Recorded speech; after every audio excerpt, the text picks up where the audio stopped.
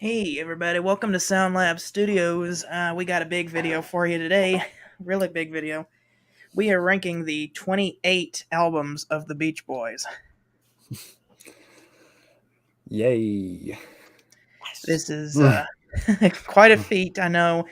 Some of these albums are very easy to listen to, and some of these albums are not so easy to listen to, unfortunately. But, well, there you have it.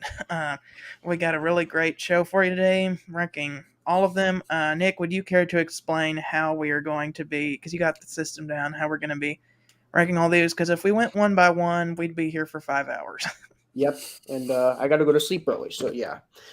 So the way we're gonna do it, same order as it always is: Briar, me, and then Garrett. But we're gonna be doing because there's 28 albums, which that's a lot of albums, but 28 to 21. That it's gonna be Garrett. Then we're gonna be doing that 28 to 21. Then it's gonna be 20 to 16, which is a lot less, and then 15 to 11, and then the top 10 is going to be, what we've been doing. Cool. All right. And you guys can introduce yourselves if you'd like to, but I bet you all these people watching know who you are.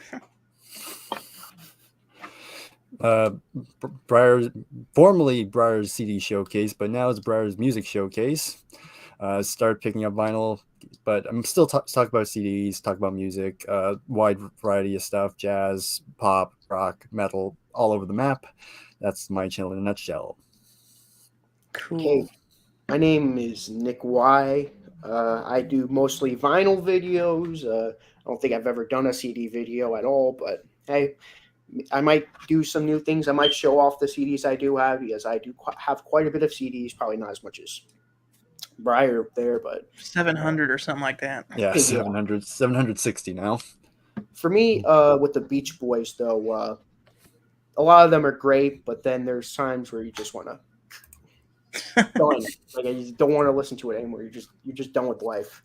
But there aren't a lot of those for me. But like after Love You, that's how I feel. But rather than that, the albums that go up to their Oh, they like also have some mediocre or amazing just ones. good. That's about it. Cool. All right. So, without further ado, let's get into the worst of the worst with the Beach Boys. All right, so we're starting with me. So 28 to 21, I'm going to try and go through this quickly because, frankly, a lot of these I don't have a whole lot to say because, they speak for themselves. So in 28, to literally the surprise of nobody, of course, I'm going to go with The Summer fact in that you have Paradise. that. Yeah, but yeah, I know. It's cue Mike Love rapping. It's absolutely terrible. There's like nothing redeemable about this. It just sounds horrible. The vocals sound terrible. A lot of the songs are trying. It's like a lot of the songs are trying to capitalize off of Kokomo, which fail miserably. A lot of covers on here. Then you have the John Stamos cover of Forever, which is kind of why is it there? I mean, I kind of know why it's there, but it's kind of like, does it really need to be here? But yeah, it's absolutely terrible. Not much to say there. 27, I'm gonna go with Still Cruising, and yes, I know this is not Still Cruising. This is the CD soundtrack to the movie Cocktail, but this is where Kokomo actually was first shown. It actually made its debut on the movie Cocktail. I have this copy because of my uncle. When he gave me that box of CDs, this was in here. And yeah, I thought close enough. It has Kokomo on it, so might as well use this instead. But yeah, the only reason you want Still Cruising is just because of Kokomo, but everything else is just like blah, like nothing really worth listening to. 26, I have Keep the Summer Alive, which is basically the We Surrender album. So after spending the whole 70s trying to prove that they're a serious band, by the time they get to this one, they're like, okay, we give up. We're just going to be a nostalgia act now. We're not even going to try anymore. And it really does show. Again, nothing really worth listening to here. 25, I'm going to go with the Beach Boys, the self-titled album from 1985. Again, this is them fully embracing the 80s sound. And normally I do like that sort of 80s sound, but I think it doesn't really work with the Beach Boys. I think it kind of takes away what makes them so special. That sort of pure, the purity in their vocals and the arrangements, and the 80s production doesn't really fit for them, I think. 24, I got Surfin' Safari, the debut. Again, it's fine. It's very primitive. Funny enough, it actually came out on October 1st, which is my birthday. So I share a birthday with the Beach Boys in general. So that's kind of interesting. But it's only there to kind of, if you're curious to see where the Beach Boys got started, then it's there. Again, lots of covers. Not the greatest production at this point. Not a whole lot of standout songs for me. Maybe 409, but I think that's like the only like big hits on it, but it's fine. 23, I'm going to go with Little Deuce Coupe. Lots of repeats on it. And that's really the big reason why this album goes down, because a lot of these songs were on previous albums. So I'm like, what's the point on getting them? And even the other songs that weren't repeated are, again, didn't really grab me. They're talking about at this point, they're still talking about like the beach and cars and all that. Funny enough, if you go on Wikipedia, it's listed under the genre hot rod rock, and I'm like, what is that? So I don't know, just kind of weird. 22, I'm going with 15 Big Ones. So this is kind of the comeback album, because they released a greatest hits before, and that pretty much helped them bring back into the mainstream. And so they decided to capitalize off it, and they cranked out 15 songs, and it's okay, but again, there's like no real big standout songs on here. Nothing worth going back to. And then for my 21, I'm gonna go with MIU. I think it starts out okay with the first two songs, but the second you get to Hey Little Tomboy, it just goes down hard. I mean, that song does not age well at all. Basically, it's about this individual telling this tomboy to stop acting like that way and be my wild honey, basically. And it's just that's not that good. And then stalker vibes. Yeah, and it's just like all this, and then after that, none of the rest of the songs really help. It's not until you get to the last three songs, I think it comes back up a little bit. I will shout out the final song, Winds of Change. I actually really enjoyed that song. I think that's probably one of the more underrated, better deep cuts during this period. I think that's really beautiful on it, and kind of a beautiful way to close that album. But yeah, that middle section just really destroyed that album for me. But yeah, but there's some couple of decent okay songs on here. So that's my 21, and we'll go over to Nick next. Yep, my turn. Number 28, it's going to be their self-titled album.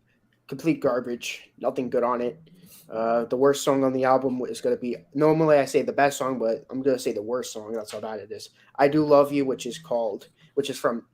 like a feature with Stevie Wonder, and it's horrible. I had high hopes going into that song, but I only listened to the album once. It wasn't for the ranking video. I just listened to it once. I was working in New York, and I was listening to all their albums, and I got to this one, and it was just a dreadful experience. I didn't even think about listening to it again while doing it. I was just like, I'm just gonna put it down at the last one. It's just not good at all. Number 27 is gonna be Summer in Paradise. Yes, it's not the worst, but still a bad album nonetheless. Most of the songs, like Briar said, and probably Garrett's going to agree with us, is just them doing Kokomo again, but way worse.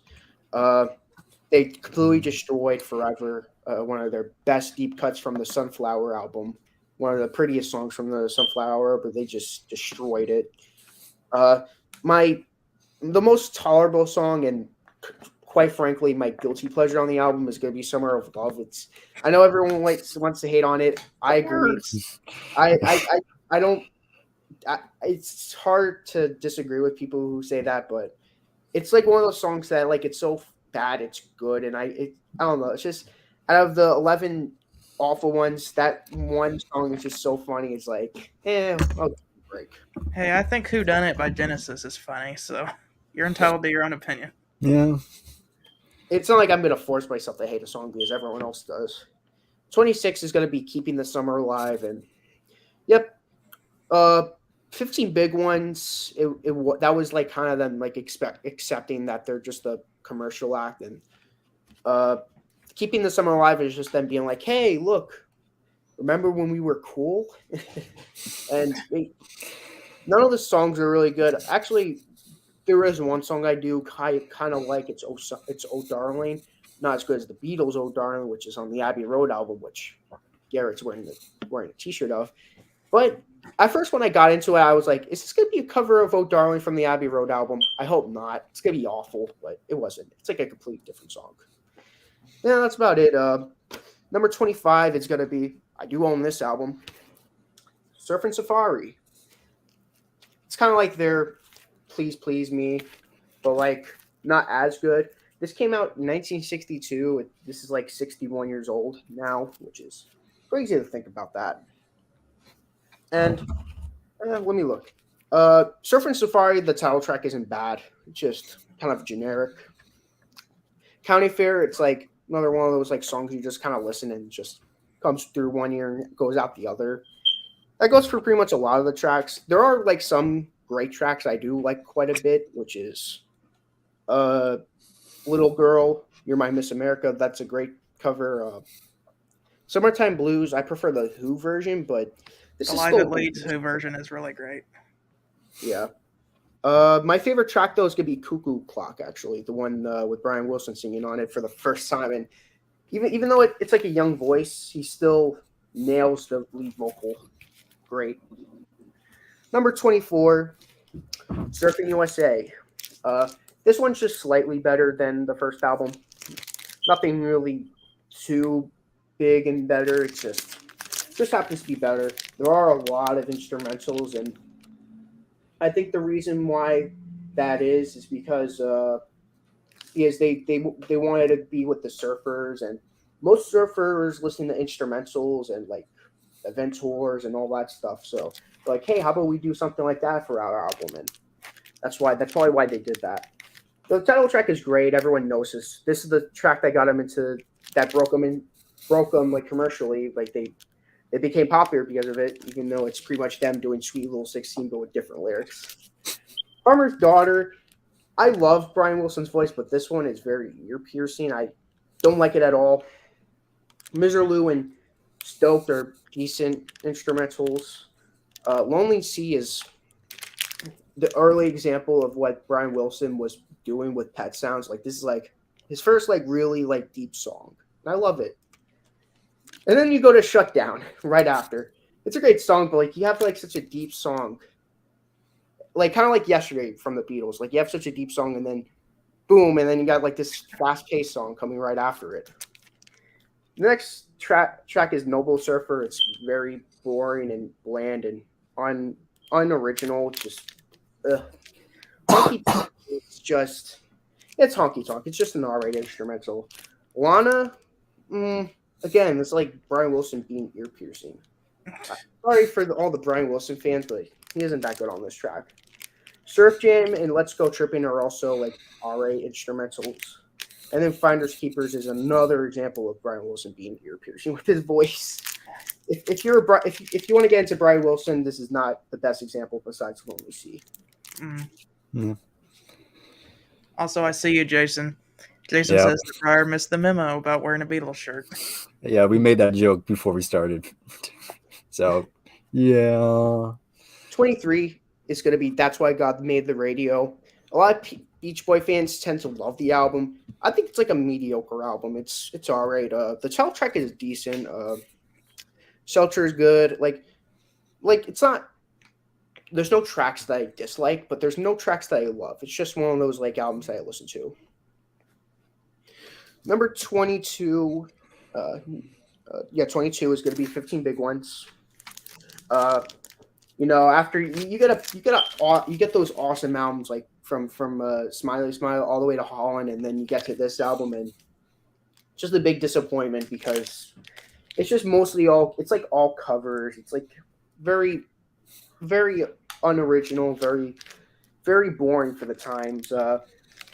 One of my least favorite track is going to be Rock and Roll Music. It's just like It's not as good as the original, and it's not as good as nowhere near as good as the Beatles version. Maybe the strongest track on the album is probably gonna be Susie Cincinnati. That's actually a really good song. That's like the only track like when I got this from my record store, the only reason why I bought it was because of the song. I wasn't if that song wasn't on it, I probably would have just not buy this album at all. Okay. Last album is gonna be the MIU album. I agree. I actually agree with Breyer. The first two songs are really good. She's got rhythm and Come Go With Me. Great. Love those tracks. And then Hey Little Tomboy comes and it's like with those weird, creepy lyrics, and you're just like, oh, get away from me. Stop it. And the last three tracks are good, really good. Winds of Change is also my favorite song off the album. I actually do kind of like their cover of Peggy Sue. It's all right. It's nothing really to write home about, but it's not bad. But rather than that, the rest of it's just nope. That's about it. There's my albums. All right, cool. So now we're getting to mine. No surprise, at number 28 is Summer in Paradise. This album is almost completely unlistenable, save for one song, which still has bad production, but you get the fact that I don't even remember half the names of the songs on this album shows how Yep. bad it is. And I haven't. Even I don't remember half the songs. I remember Summer of Love. I remember that one just because of Yep. how weird it is with Mike Love doing his rap thing. And something about Under the Boardwalk. Something about Yeah. I remember. Do you remember Walking in the Sand with that creepy organ in the background? Yeah. Remember that? Yeah. And I remember the awful cover of Forever with John Stamos at the end. Like, I'm a really big fan of Full House, and so when I Yeah. watched it, I used to be like, oh, he's singing a Beach Boys song for his wife. And now I realize that he was just doing that to promote this horrible album, and that ruined my, not my childhood, but like my teenagerhood. Whenever I watched Yep. Full House, that it was just product placement for this awful album. Anyway, the one saving grace for this album is Lahaina Aloha, which Carl always gets all the good songs. Like, nothing that Carl sings is bad. The only problem is that it needs a different arrangement and some new production, because the production on this album is awful. It was the first album to be produced by Pro Tools on a beta version, and the sampled drum sound is the worst thing you will ever hear. So, Summer in Paradise, one of the worst albums ever made. Number 27, I have MIU. I don't know why you guys had that album so high, because I hate this album. It's so bad. Come Go With Me is just about the only good song on this album, but I think it's a cover. Yeah, it's a cover. Oh. And then you get to Hey Little Tomboy, which we've talked enough about the stalker lyrics. The song itself isn't even that great, so Yep. bad song. Then you get all these songs that I, for the life of me, cannot think of how they sound in my head in the middle. Then you get to Match Point of Our Love, which is Carl, so I remember that one. That one's okay. And Winds of Change is alright. So, yeah, MIU, that's about all I have to say for that one. Number 26, 15 Big Ones. Another album that I just absolutely cannot stand. Jason says he would guess the albums would get worse after Brian Wilson. Well, Yeah. you are right and wrong. Yep. We'll get into that. Some of them... anyway, that's actually a really good segue into this album, because 15 Big Ones was the Brian's Back album, that after Brian had taken a backseat, because Brian actually never really left the band. He still contributed. He just kind of contributed from his bed. Yep. Like either writing, or they like brought the recording stuff into his room. Like Holland, Mount Vernon, and Fairway was written entirely and performed entirely by Brian. I think they had to put the stuff in his room, and like that's a drug trip of a EP right there. But it's like Brian has finally come out of bed after like 10 years. It's like, what? Why have you been sleeping for 10 years? But it's clear that Brian was not in a mental state to be writing songs or performing at this time. They had hired Eugene Landy, who was supposed to be helping him, but was purposefully hindering his health just so that he could stay in the media as the guy who was helping Brian Wilson recover from his mental problems. And this album is mostly cover songs, and they do not do anything to these cover songs. They're all terrible. Rock and roll music is nowhere nearly as good as Chuck Berry or the Beatles do it. I have no idea what It's Okay or Had to Phone You sound like. I remember the Chapel of Love because of how like I mean the production on this one sounds pretty good, but I remember just like how bad the cover is of this song. Um, See more songs that I don't remember. I remember the Transcendental Meditation song being really weird with these like phone sound effects. It's like why? Palisades Park is the worst. Like the part where like they go like I gave that girl a hug in the total of love. I'm like, make it stop already, please. This is the worst. I could imagine the trippy hippie thinking this is his favorite album. You're And like, then rock and roll music's my favorite song, and it's the best version. then you got them doing a cover of I Found My Thrill on Blueberry Hill. It's like, why did you even cover this song, Beach Boys? Is the I think it means Summer in Paradise. Summer in Paradise Trippy Hippie's favorite? Well, guess what? Later this week, I will try to see if the Trippy Hippie wants to rank the Beach Boys albums. How about that? And I'm going to predict the 15 Big Ones is his favorite. because I can't choose what Trippy Hippie's favorite is. Like I gotta ask him. So anyway, more just really bad songs. I don't even remember the other ones. I mean, I have them pulled up, but I don't even remember what they sound like. They're so forgettable. Number 25, Keeping the Summer Alive. This is when the Beach Boys were like, we're going back to our old sound, and it's bad. I mean, the title track is okay. It's got some okay songs. I mean, like, I think Some of Your Love was alright. And looking at the other songs, like, that's about it. It's a bad album. Number 24. I'm surprised that I have this up this high, but still cruising. I guess it's up this high just because of Kokomo. Because, like, there's some good songs on here like Kokomo, and I actually like Somewhere Near Japan. That one's pretty good. And, I mean, it's got some classic ones at the end. Like, the whole purpose of this album is that it's a compilation of songs that were featured in movies throughout the 80s. So you get like I Get Around from Good Morning Vietnam, and you get Wouldn't It Be Nice, which the Wouldn't It Be Nice that's used on this album is actually an alternate mix. So if you want to hear an alternate take of Brian singing Wouldn't It Be Nice, check out the version on this one. But then there's also some really bad stuff like the Wipeout with the Fat Boys. That is the worst. And Island Girl, like, terrible. And then there's some okay stuff like Make It Big and whatever that other song, In My Car, which like Eugene Landy kind of made Brian write it at gunpoint just to put it on the album. But that's about it for that one. Number 23, Surfing Safari. Back to where it all began. I do not own this album, and I don't really want to own this album because I don't like it very much. There's like 3 good songs on it. The title track, Surfing Safari, I like that. That's a classic one. County Fair is kind of stupid. It's just about like how Mike wishes that like he could win a bear for his girlfriend, and some other guy steps in, wins it for, and she runs off with that guy. A lot of these songs are for like these guys were really young when they wrote this, so there's a lot of like childish sounding lyrics on this album, which it works for this album. But then when you get into some of these later albums and they're still writing like lyrics like they're still in high school or something like that, it gets kind of creepy. Then that's where Hey Little Tomboy and Most of Love You comes in. But 10 Little Indians, that's like a cover of a child's song. Chug-a-Lug is about how they love to drink root beer. Little Girl, You're My Miss America is good.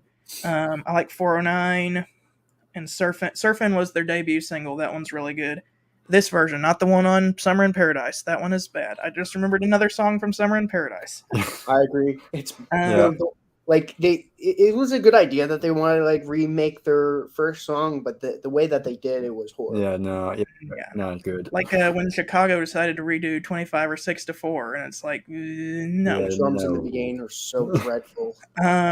Summertime Blues is good. Not my favorite version, but it's still good. Cuckoo Clock is Brian's first attempt at singing, and it's pretty good.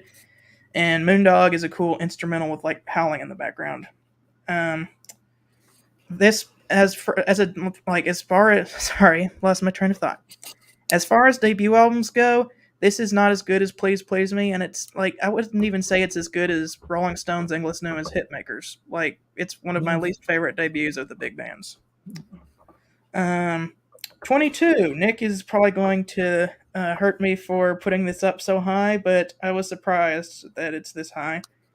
I have Beach Boys self-titled. A lot of this reminded me of 80s Chicago and has a lot of like 80s cheesiness, which I like 80s cheesiness sometimes. Yeah. So I liked about half of this album, and then near the end I was like, okay, this is getting boring, make it end. But I like Get You Back, probably because I have good memories of that, listening to it in like middle school and high school. I don't remember what It's Getting Late sounds like. I think it's stupid that they named a song Take a Crack at Your Love. Like, that's kind of stupid. California Calling.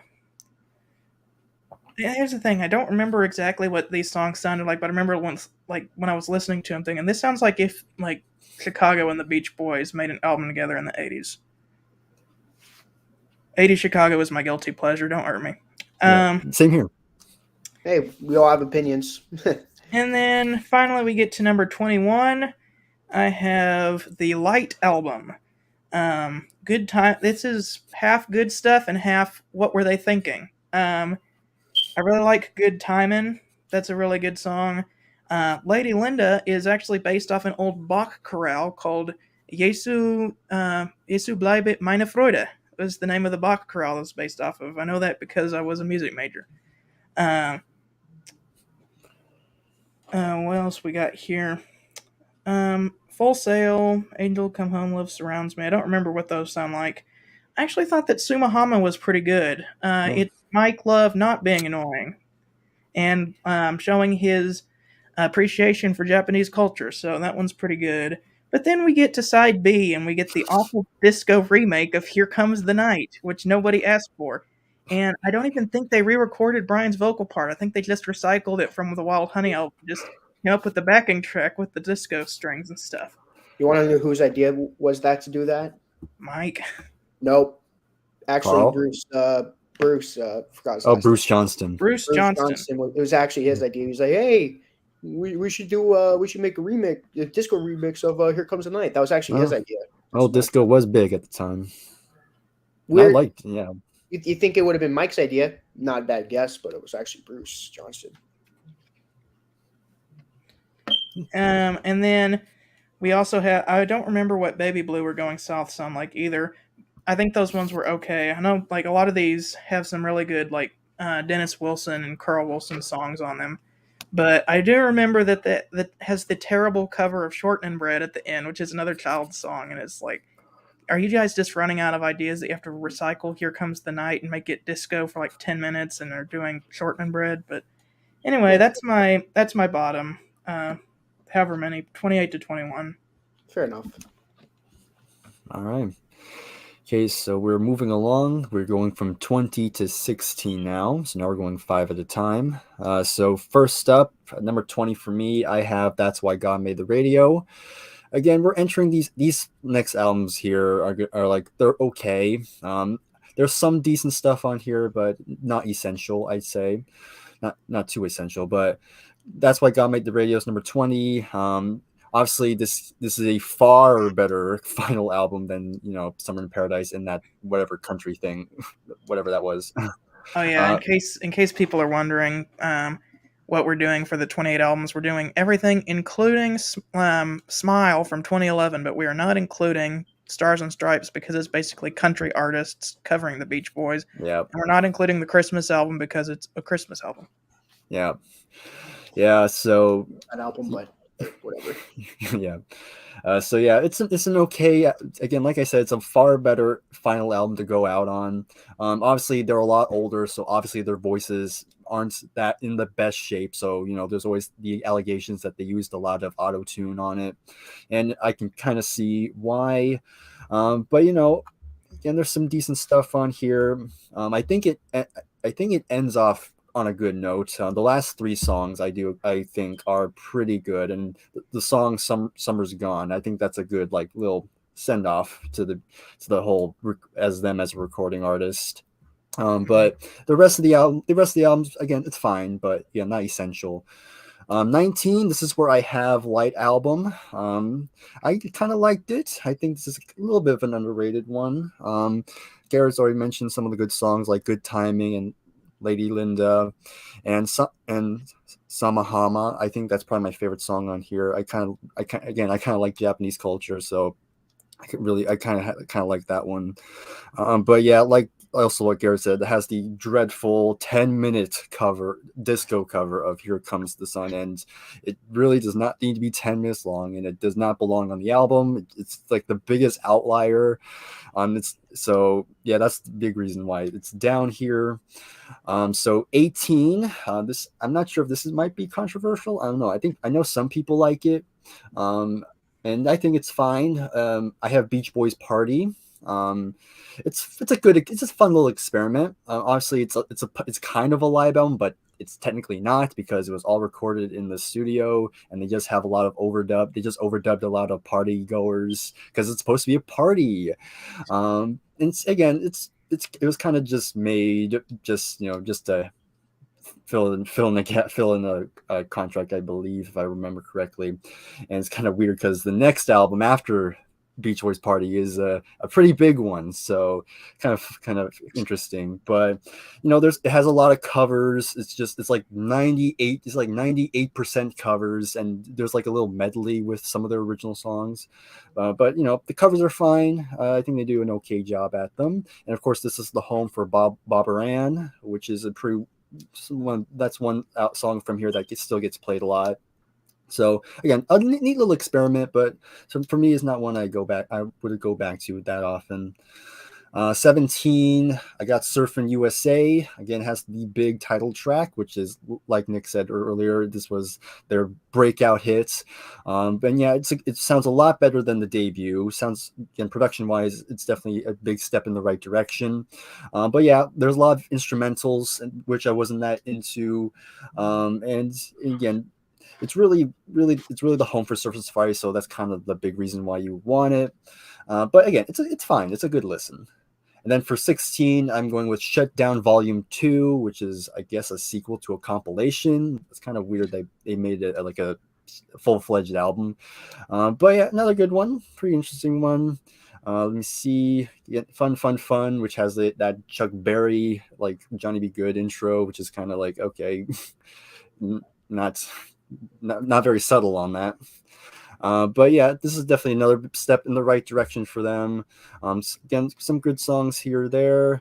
Of course, again, what brings it down, it has that very pointless comedy sketch, which is just like, okay, I get they're supposed to be like, quirky, but I'm like, okay, do we really need to hear like this Mickey Mouse with the sore throat? Yeah. I will say though, Farmer's Mother is a burn.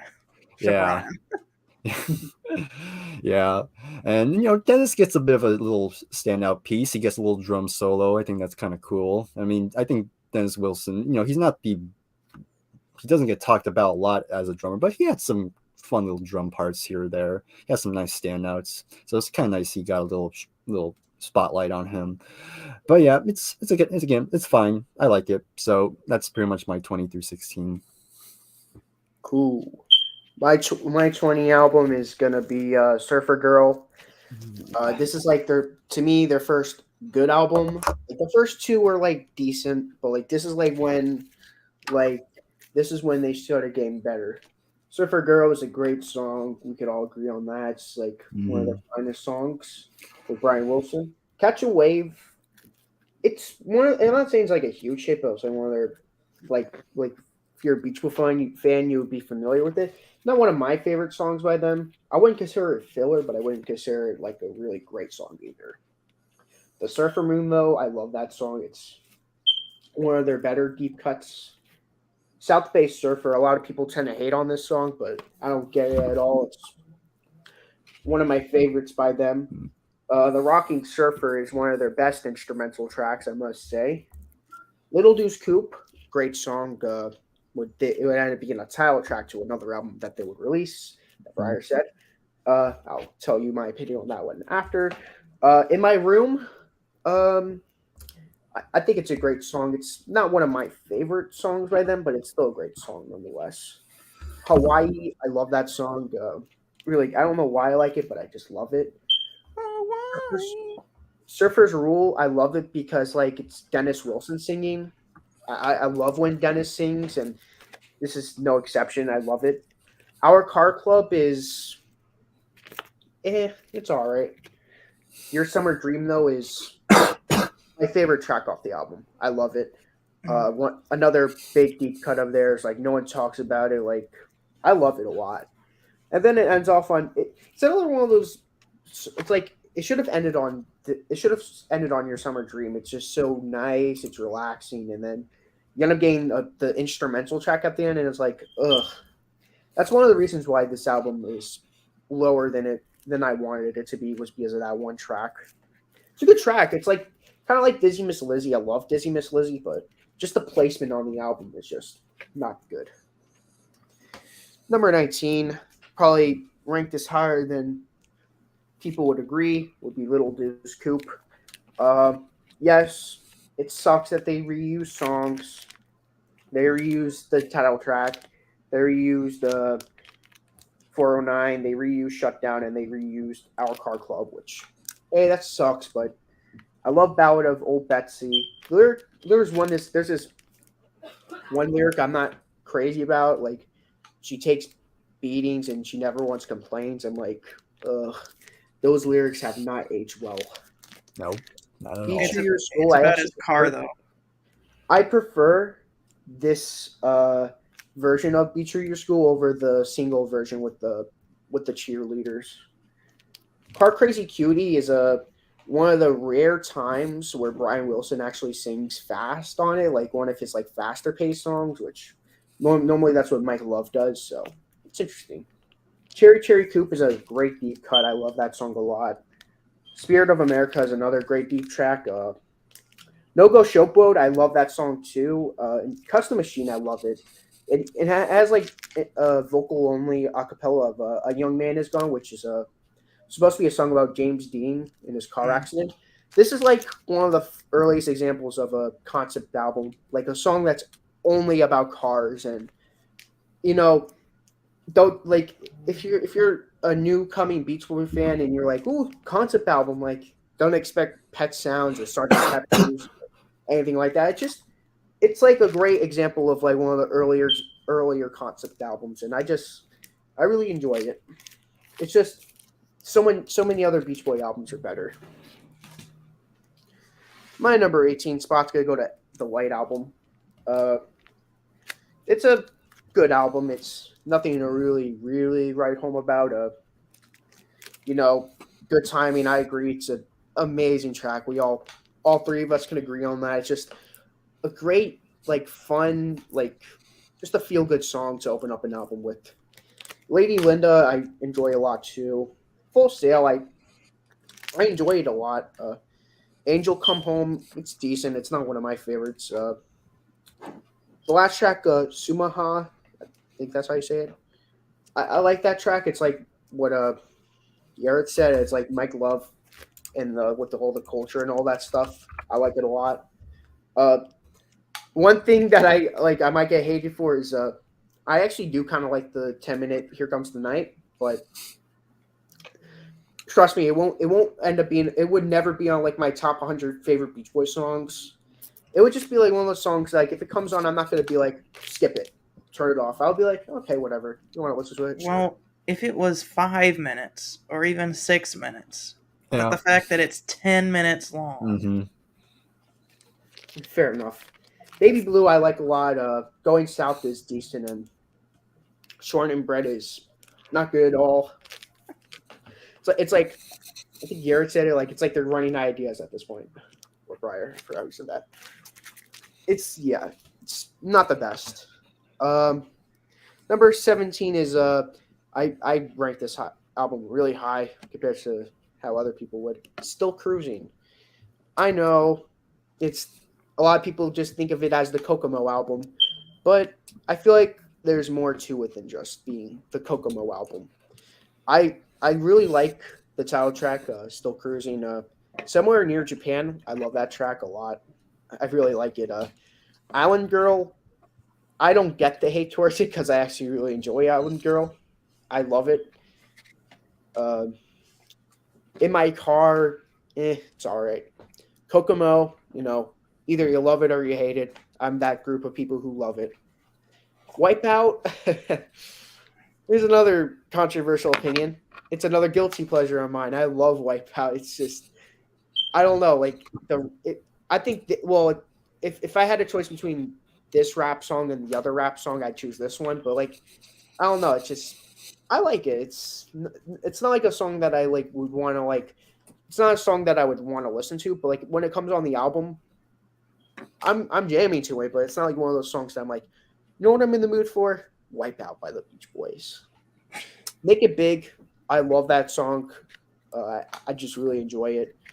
And then one of the biggest reasons why I don't have it near my top 10 is because they reused 3 songs, and it's like, they shouldn't have done that. Like they could have added in California Dreaming, for me, one of their better covers. Yeah. It would have been great if they would have added that as a cover, but they didn't. The only problem is they didn't use that in any movie, so it doesn't fit their fair enough concept. They have another one that's also probably in the movie, but like it's a great song that I like a lot. It's called "Rock and Roll to the Rescue." I actually really enjoy that track. If you guys ever want to listen to that track, I highly recommend it. I really enjoy it a lot. Yeah, I would have ranked it higher if it wasn't for that. My number 16 is going to be the Beach Boys Party album, and I love like I wouldn't say I love it, but like it's one of those albums that like I would never, like I said, I would never like listen to it unless I'm like either ranking the albums or just like happen to be in the mood for it. But you open up with I think it was like not too like Holy Goldie. It's a fun little way to open up the album, get you in the mood. I should have known better. I actually preferred over the Beatles version. Tell me why. Words. It's another Beatle cover that I prefer over the original. Papa Uma Mau Mau. I love that track. I just love it. Mountain of Love is another. It's like Mike Love being really good on this. Like this is one of his highlight albums. Kind of sucks that a party album would be one of his highlight albums, but it is. Makes sense. You've Got to Hide Your Love Away. Dennis Wilson killing it.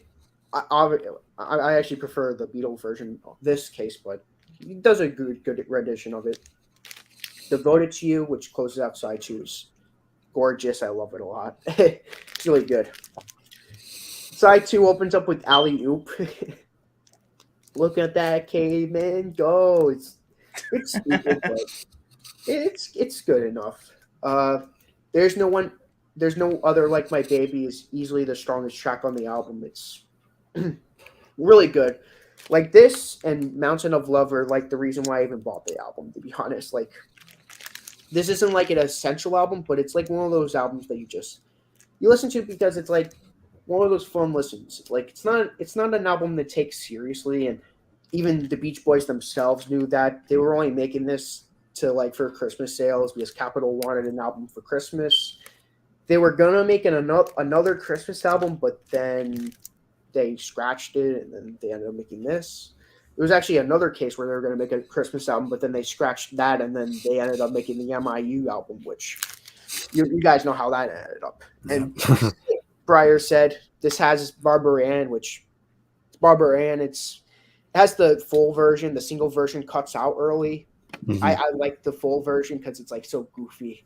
At the end. One more time.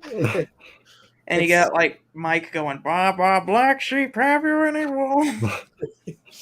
And then, the Who did a version of it, but it's not as the Beach Boys version. It's so much better. Keith was a big fan of the Beach Boys.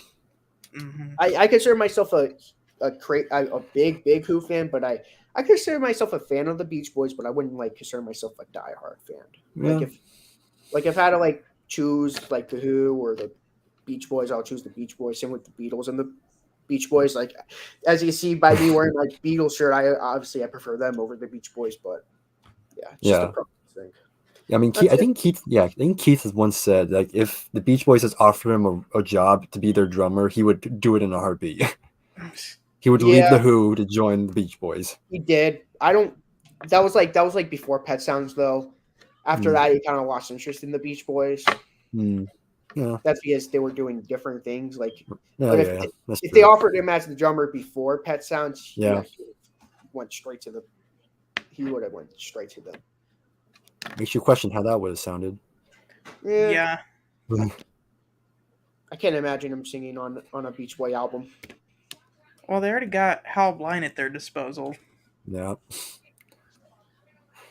Okay, that's my 20 to 16. All right, 20 to 16. And actually own some of the ones in this range. My number 20. This one right here. That's Why God Made the Radio. I am very proud to say that I own this because it's really hard to get. There's a little sticker on there that says out of print. But this is the Beach Boys' big comeback album. After I don't know how many years. Summer in Paradise was an It was awful album. 92. Yeah, 92. So about 20 years, 30. Awful album to end off on. So it's good that they untarnished their reputation. The only downside is no Dennis and no Carl because Yeah. they had both died by this time. And also they're old, so they have to use auto-tune to sound okay, which I hate auto-tune. But at least the use of auto-tune isn't like over the top on this album. But the title track, That's Why God Made the Radio, is really good. Spring Vacation, Beaches in Mind, Shelter, Private Life of Bill and Sue, Pacific Coast Highway, and my favorite on here is the last track, Summer's Gone. It's a perfect way to end the Beach Boys discography. That was actually supposed to be the name of the album, but then Brian changed it to That's Why God Made the Radio because he wanted to leave it open to if they ever wanted to make another album, and they haven't. So they Yeah. probably should have just called it Summer's Gone. Because, like, having the song Summer's Gone and then, like, just hearing the waves. Like, when I was listening to the Beach Boys discography for the first time in the summer of 2021, I got to this album and I was, like, sad because it's like I'd spent so much time with the Beach Boys and then Summer's Gone. And actually, that summer, I listened to that song the day before school started because I listened to the Beach Boys so much and I just wanted to listen to that and just showing that summer was gone and it was time for school. But, Yeah. anyways, good album. Not fantastic. There are better. Yeah, and probably should mention that this also features David Marks, who was a very early member of the Oh, Beach yeah. Boys. Yeah, so it's kind of nice they brought him in for this last album. 19. Surfing USA. Major improvement over their debut, but still not their best. This has David Marks on it. I think this was before Al Jardine had joined. They had David Marks instead. I'll just check that to make sure. His last album was Little Juice Coupe. That was the very last album he was with them. He wasn't really on it either. Like his last full album he was with the Beach Boys was Surfer Girl. Yeah, I don't see Al Jardine on this one, so I think it is just David Marks. But Surfing USA got Brian in a lot of trouble because he kind of ripped off Chuck Berry. This is an early mono copy before they had made it to where he had to correct it to write Chuck Berry on the credits. So it just says Brian Wilson. Farmer's Daughter is okay. Miserlou, this is kind of where you have to open it on the record and look at the labels. If A1 says just Brian Wilson, then you have a very early first pressing. But if it says Brian Wilson, Chuck Berry, then you have a second pressing. Nope, I don't have a first pressing. It has Chuck Berry in it. Anyway, Carl Wilson kind of gets to show off his guitar skills on this album more than he does on some other ones, especially his surf licks. Stoked! That one's okay.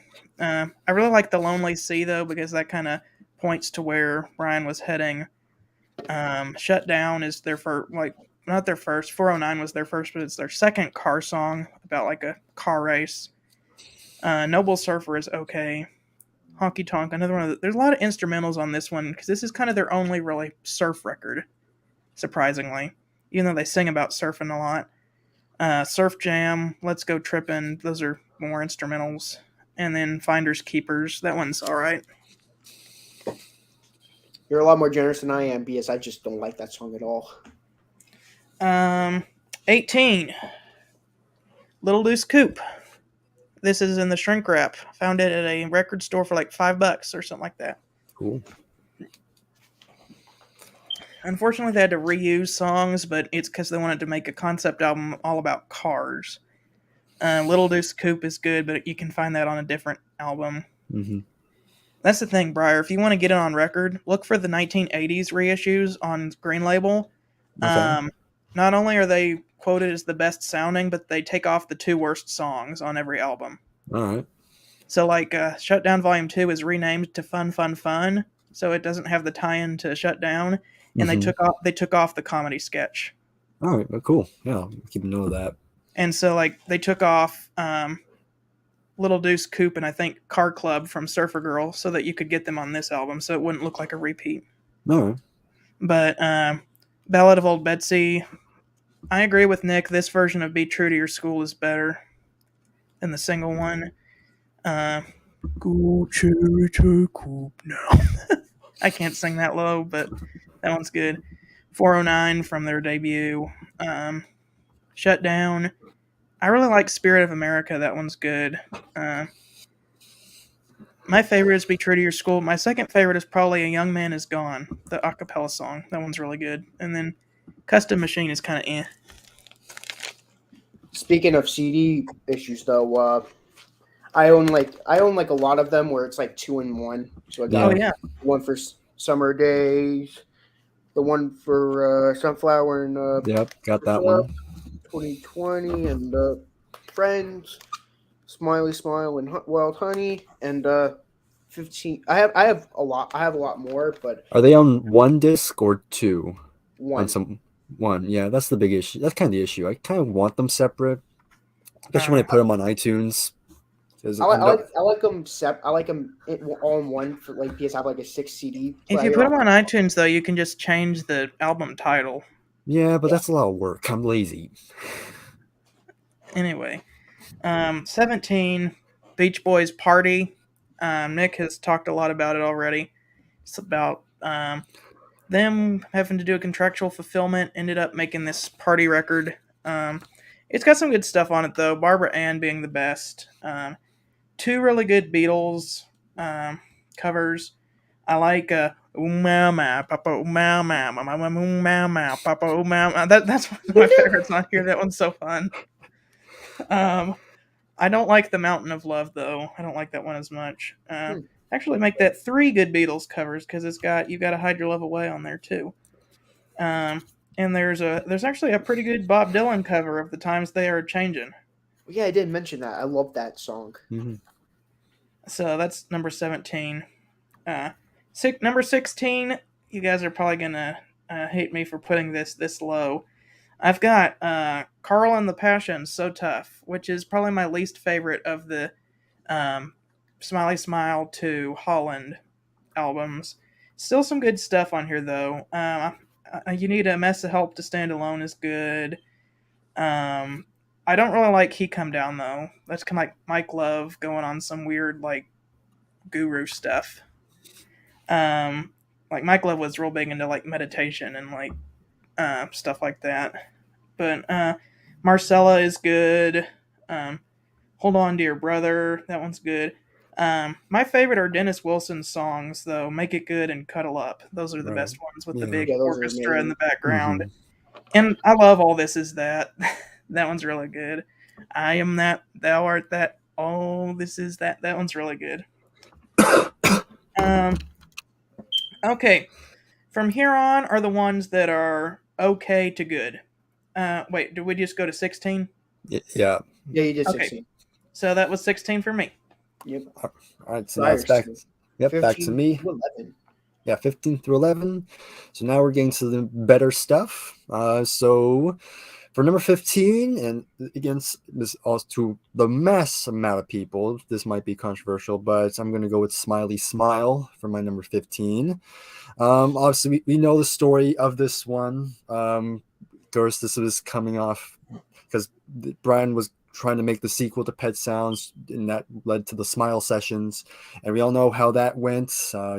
He just couldn't put himself together, and it's for what they did to be able to salvage it. I think they did an okay job at it, but again, they're just like not fully realized. Of course, the big standouts are Heroes and Villains and Good Vibrations, but of course they were singles, and they're good. They're the biggest. They're obviously great songs, but everything else is kind of. I mean, it's good. I don't hate this album, but I don't think it's up to par, especially coming off of Pet Sounds. Obviously, so it starts with Heroes and Villains, but then you get to Vegetables, and I don't like that one because they're literally just chewing into the microphone, and that's a big pet peeve of mine. I hate. You want to know something funny? Yeah. Not on the Smiley Smile version, but on the Smile version of Vegetables. You know who's chewing the celery? Who? Paul McCartney. Oh, okay. I'm not even joking. Well, it's a myth. Paul McCartney says it's not true, but Brian Wilson says it's true, and Paul McCartney was high. Well, it was 60 still. But yeah, again, that's a big pet peeve. I don't like that. Fall Breaks and Back. Okay, that's that third song. The Woody Woodpecker Symphony. Yeah, that was kind of like, okay, I don't really care for that one. But songs I did like, She's Going Bald. She's Going Bald was kind of stupid, but I kind of like how stupid it is. Yeah.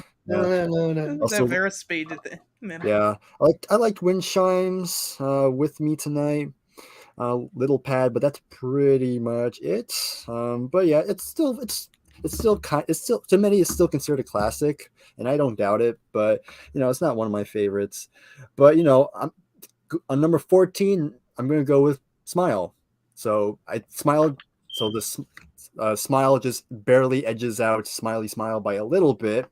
And again, this is kind of how it was more closer to how Smile was supposed to be. But the only thing that brings it down is that at the end of the day, it's still technically not Smile. It's just an approximation of what it could have been. And so you kind of after you're done listening to it, it does kind of leave you with that question, like what could have been if Brian could have pulled himself together and completed it. But it's still a nice listen. Nice to hear it and how it was, what it might have sounded if things had worked out. But it's fine. It's kind of the same with the Who's Next and the Lifehouse Project. It's like, yeah, exactly. You can make a playlist of it, but like it's not gonna truly be Lifehouse. Yeah, exactly. Yeah, exactly. That's a pretty good way to put it. So we have Smiley Smile and Smile as my 15 and 14. 13, I'm gonna go with Surfer Girl. Again, another great one. This is the first one where Brian gets full producing credit, and he does a great job on here. You can definitely tell he has big ambitions here. He's starting to introduce more instruments and different sounds. Obviously, the big stands out for me are the title track and In My Room. I absolutely love In My Room. Great song. Especially an anthem to all the introverts out there who likes to just stay in the room all day. So I would enjoy that one. Catch a Wave, I kind of liked. I like the harp on it. I think that's nice. And Surfer Moon. Who played the harp on that track? Who? Mike Love's sister. Wow, that's interesting, but that's cool. I also like Surfer Moon. I like the strings on it, and of course, this is the first appearance of Little Deuce Coupe, and I kind of like it here. So pretty good. Number 12, and I'm gonna go with Carl and the Passions next. So this is where they had two new guys in the band. Let me just look at them real quick because I did Blondie Chaplin and Ricky Fattar. You got them. You got it. Yeah, so this is their first album with the band as full members. And at this point, I don't think they fully blended together just yet. They do it a lot better on the next album, which we'll get into later. But it's kind of interesting. They contribute some good stuff in here. Of course, Brian wasn't contributing that much at this point, and not even Bruce Johnson didn't also really contribute much because he would kind of leave later on. But this is very different. This is very different from pretty much all the Beach Boys albums before, and that's kind of a little bit why it's kind of at a little bit low, is because I think it kind of deviates a bit too far of the Beach Boys sound. And not to say that's a bad thing, because again, I really enjoy this album. I like the different avenues they went, because they went for a more gospel and soul feel, and again, they do a great job on this one, but I think it kind of goes a bit too far. I don't, if I remember correctly, there weren't like any real big standout like harmony moments, at least based on what I recall, but that was kind of one drawback. But there's some, again, great songs in here, like Here She Comes. Love the bass line on that one. He Comes Down. Make It Good, which is a great Dennis song with the orchestration on that. So yeah, number 12 is Carl and the Passions. Okay, number 11, I'm going to go with Summer Days and Summer Nights. So yeah, this is actually the first appearance of Bruce Johnston, funny enough, and yeah, very, very cool. Like this album, this is probably my favorite of the surf era, shall we say. This is by far the best, and Brian Wilson, you can definitely tell what's the next evolution. Of course, we had Party, but if we ignore Party, then we know the next evolution from there. Of course, this is the second appearance of Help Me Rhonda, which is the re-recorded version, which is probably what most people are more familiar with, which is still pretty good. I kind of like the version of today, but we'll get to that one later. Yeah. So yeah, very cool. I like this one a lot. I don't have much else to say, but yeah, it's an enjoyable album. It's my number 11. Just barely missed the top 10, but yeah, that's my bunch there. For me, the big for me, All Summer Long was like the last like surf album. It's just Summer Days and Summer Nights just happened. The only reason why it's like that is because Capitol wasn't happy with today because of how serious it was on side 2. So they're like, hey, how about you make a more lighthearted album than this? And then they ended up making that. But for me, it worked out because, well, I'll tell you where I rank it. Number 15, All Summer Long. This incredible album. For me, 15. I said 13 onward before the stream started, but I changed my mind. 15 onward to me is all essential stuff. Like, I love all of them. Like, I love them all. Like to me, they're all essential. And, this album starts out with I Get Around, and my very first Beach Boys song I've ever heard. I love it. The title track is amazing. It's really good. Hushabye is a really good cover. I enjoy it a lot. Little Honda, it's really fast. It's cool. I love it a lot. It's about like a groovy little motorbike, as they would say. They don't make them anymore, but We'll Run Away is one of my favorite Beach Boys songs of all time. Actually, it would definitely be up in like my top 30 favorite Beach Boys songs. It's like just Brian Wilson singing. It's just a beautiful song. I love it a lot. Carl's Big Chance is decent. It's probably like one of my least favorite early Beach Boys songs.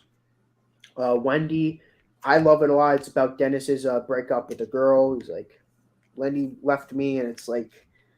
It's like one of 2 tracks that had Dennis involved in it, and this is one of them. Do You Remember? I like it a lot. It's like, Little Richard. It's like quoting artists like rock and roll artists of the 50s, and I love it. And it's like, goodness gracious, great balls of fire. And whenever I hear that, I think about Top Gun. But Girls on the Beach is a really great track. I love it a lot. Driving, which is a fun fact, as a matter of fact, Little Saint Nick was actually going to be if you heard, there's actually a version that's like that, and that's what Little Saint Nick was going to be like, is like how Driving was like the lyrics of Little Saint Nick, but like the style of Driving. So if you could imagine that, but I just listened to it. Our favorite recording sessions, not good at all. I'd rank this a lot higher if this wasn't on there. Don't Back Down. I like it a lot. It's a really good way to end off the album. And that's about it for 15. 14, Shut Down Volume 2. I really like this album. Starts off with fun, fun, fun. You know, how can you not like that track? I thought it was an alright track when I first heard it, but it grew on me, and I love it. This is what I was talking about with the Dennis Wilson thing, because a girl actually had her T-bird taken away because she was with Dennis Wilson, and I could just imagine Brian Wilson and Mike Love just looking at each other like, this will make a good song idea, and it did. Don't Worry Baby is a cover. I really enjoy it. They make it their own pretty much. Whoa, hold on a second. Hold on a second. That's not a cover. I thought it was a cover. No, it was just inspired by the Ronettes' "Be My Baby," but it's not a cover. Mm. Yeah, it has different song credits on it, so I figured it was a cover. I know this was co-written by this guy so that they could get certain car language in that Brian didn't know about. Okay.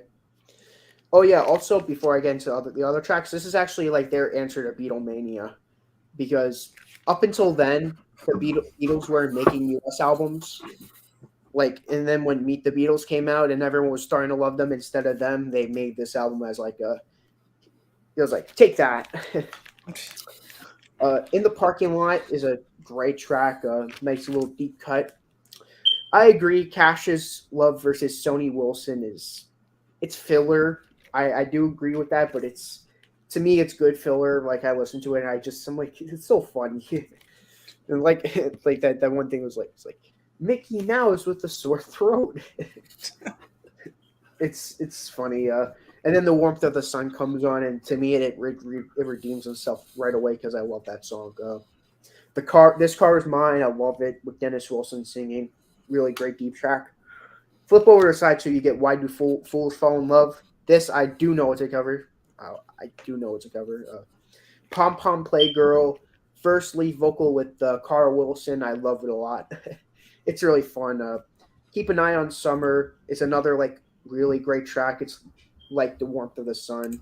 It's like you have these serious songs like The Warmth of the Sun, Don't Worry Baby, and Keep an Eye on Summer. Then you have the next track, which is Shut Down Volume 2 and all that stuff.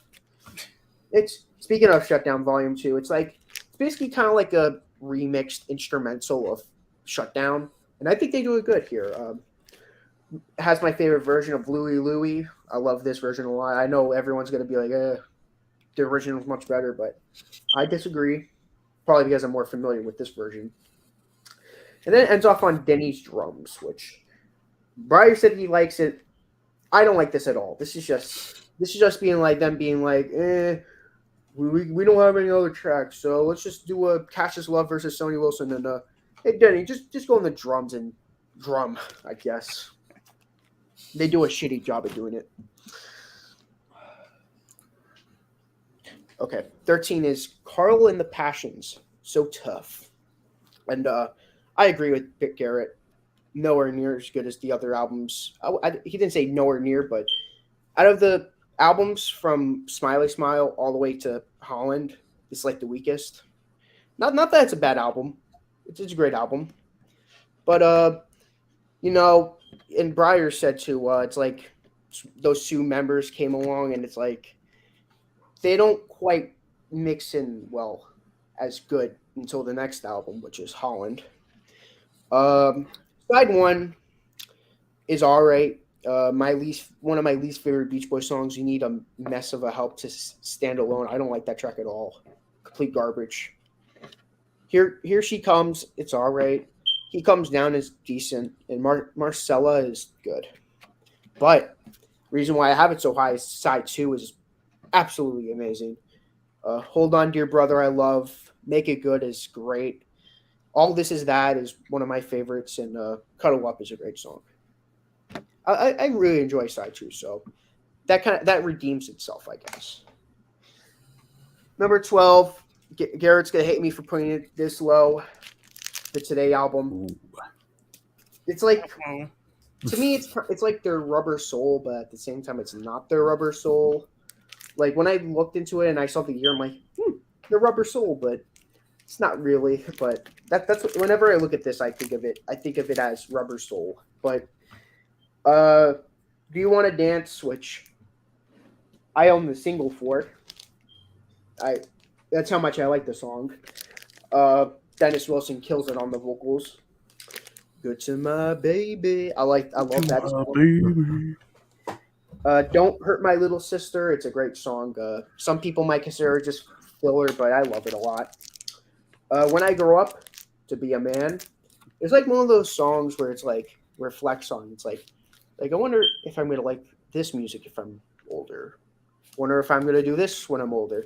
I wonder, like one of the lyrics is like, "Well, I dig the same things that I do in a woman than I do in a girl." I think I'm mixing up the lyrics, but it's somewhere around those lines, and it's like that's also like really good lyrics. It's like I'm not a fan of Brian Wilson's high pitched vocals on this, but the lyrics are so deep and good that I give it a break.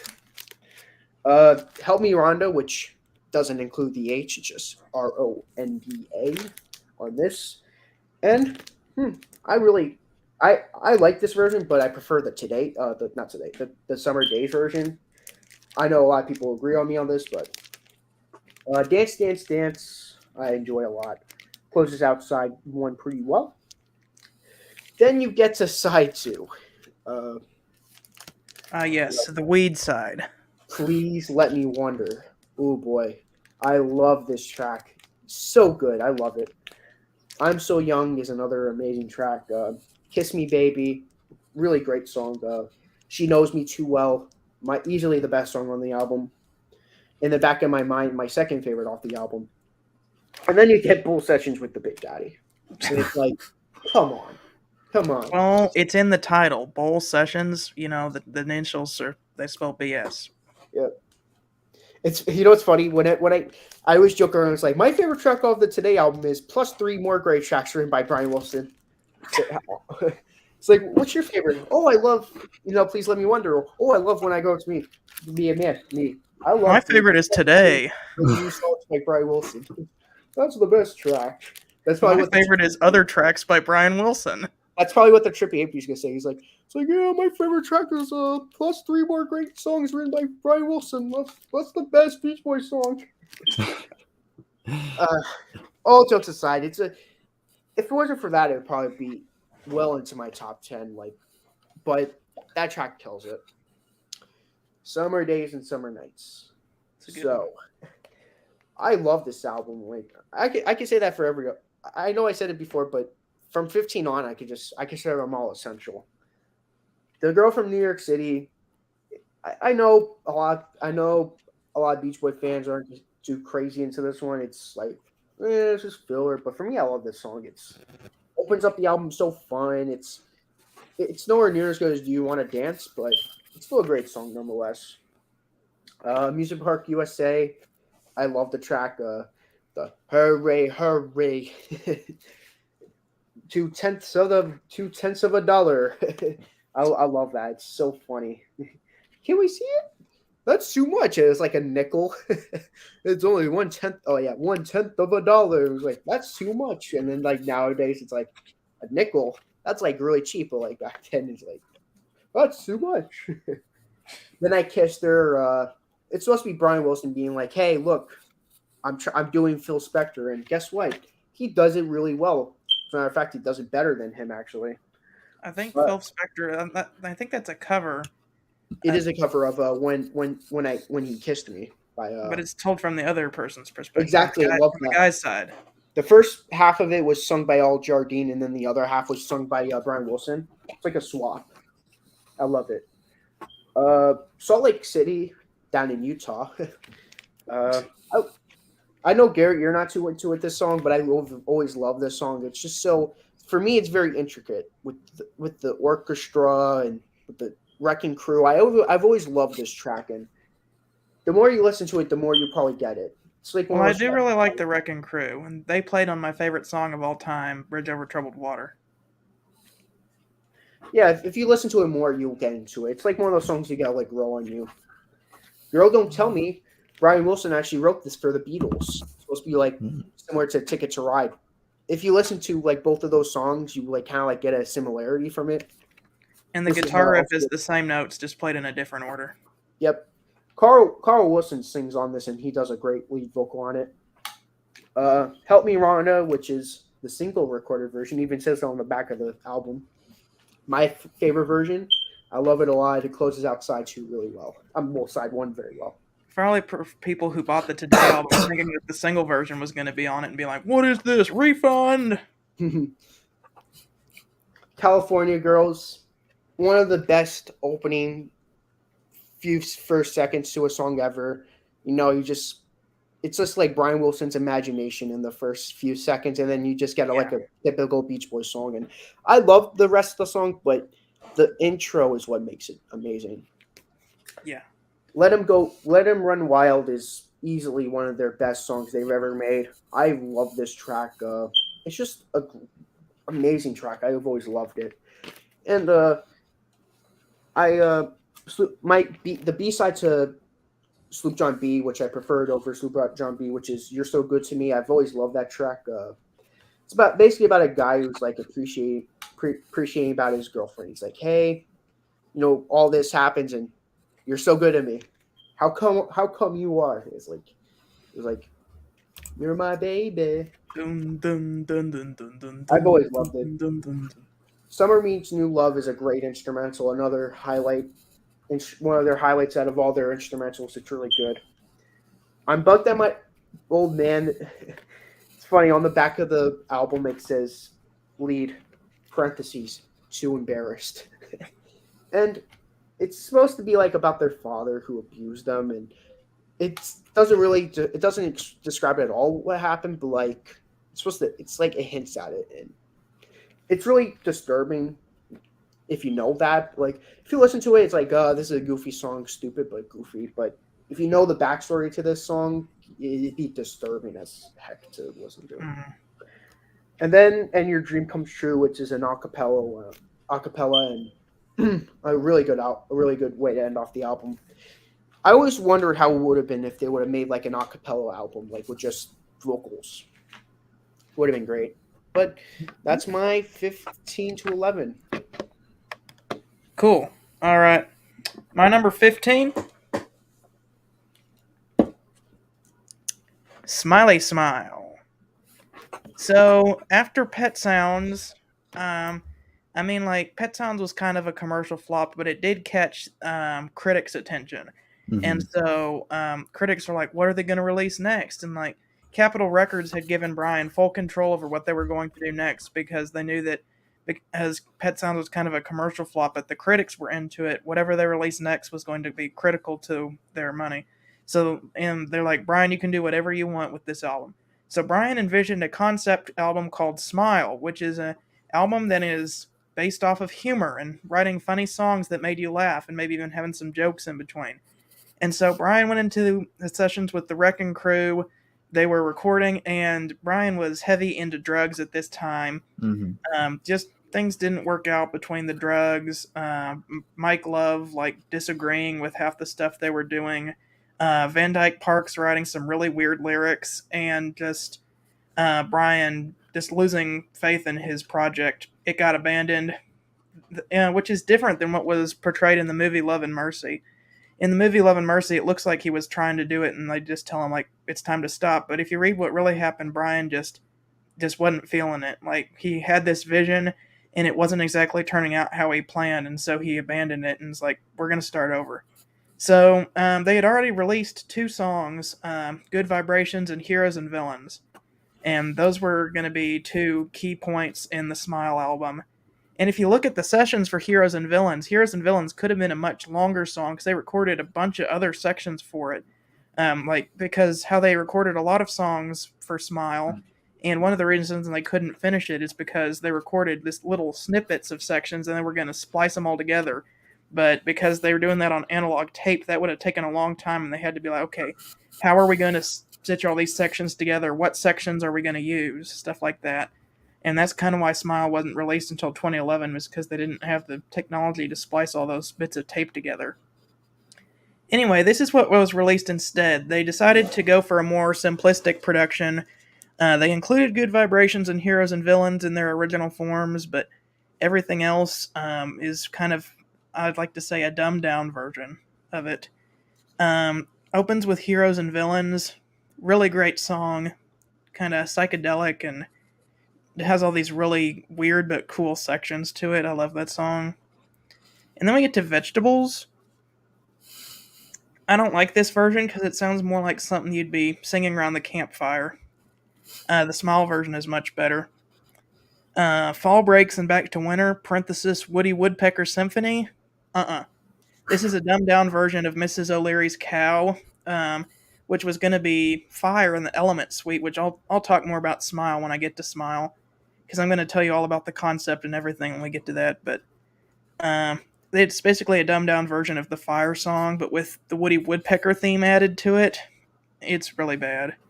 I like She's Going Bald, but only for how absurd it is, with like the chipmunks thing in the middle, and like Mike Love totally freaking out because of losing her hair.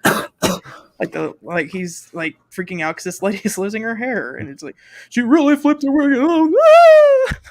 I didn't realize my mic was going to be that sensitive. Sorry about that.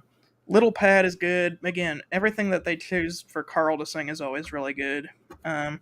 Good Vibrations is my favorite Beach Boys song of all time, but it does not fit this album. I do like With Me Tonight though, but that's another Carl song.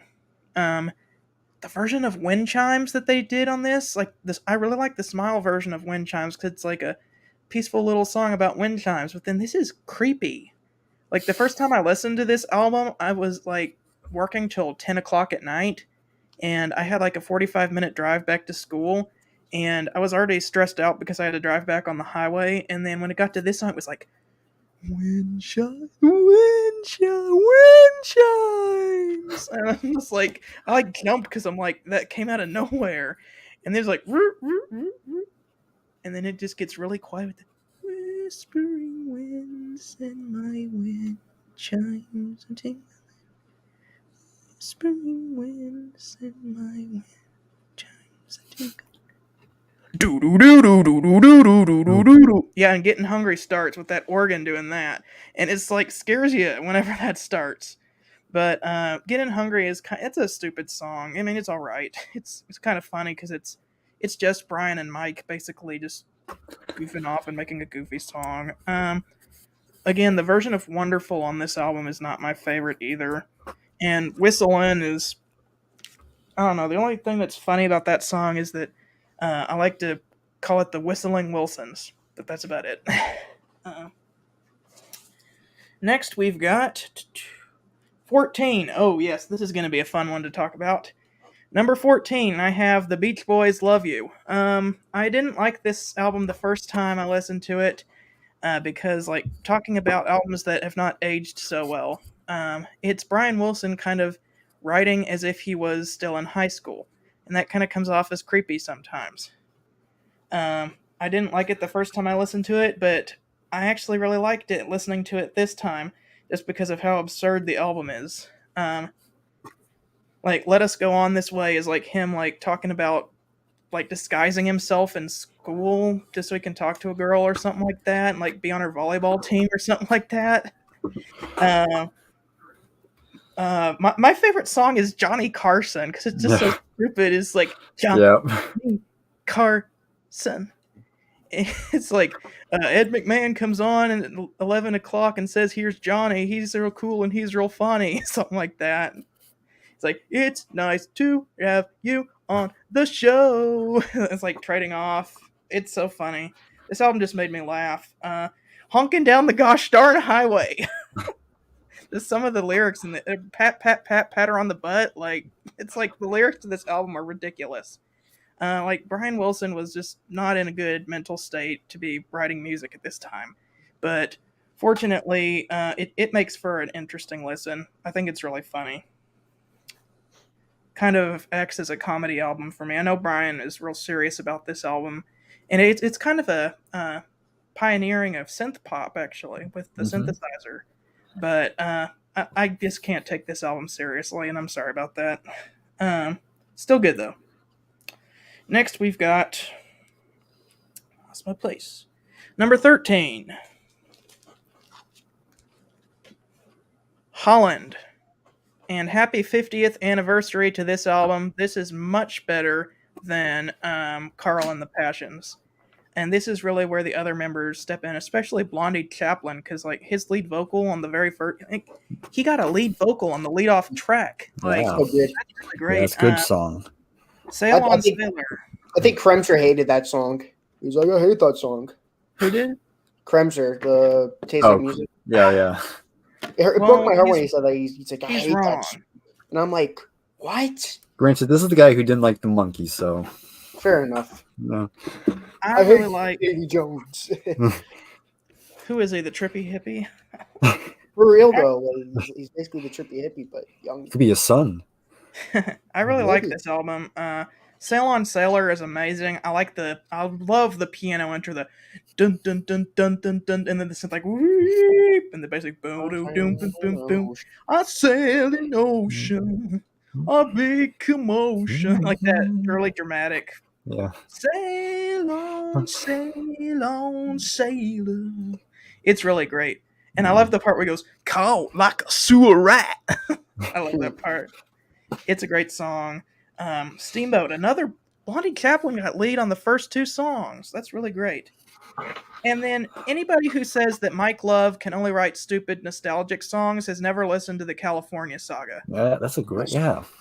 If you want to hear Mike Love doing something serious, have a listen to the California Saga on this album. And this is almost the Beach Boys doing prog.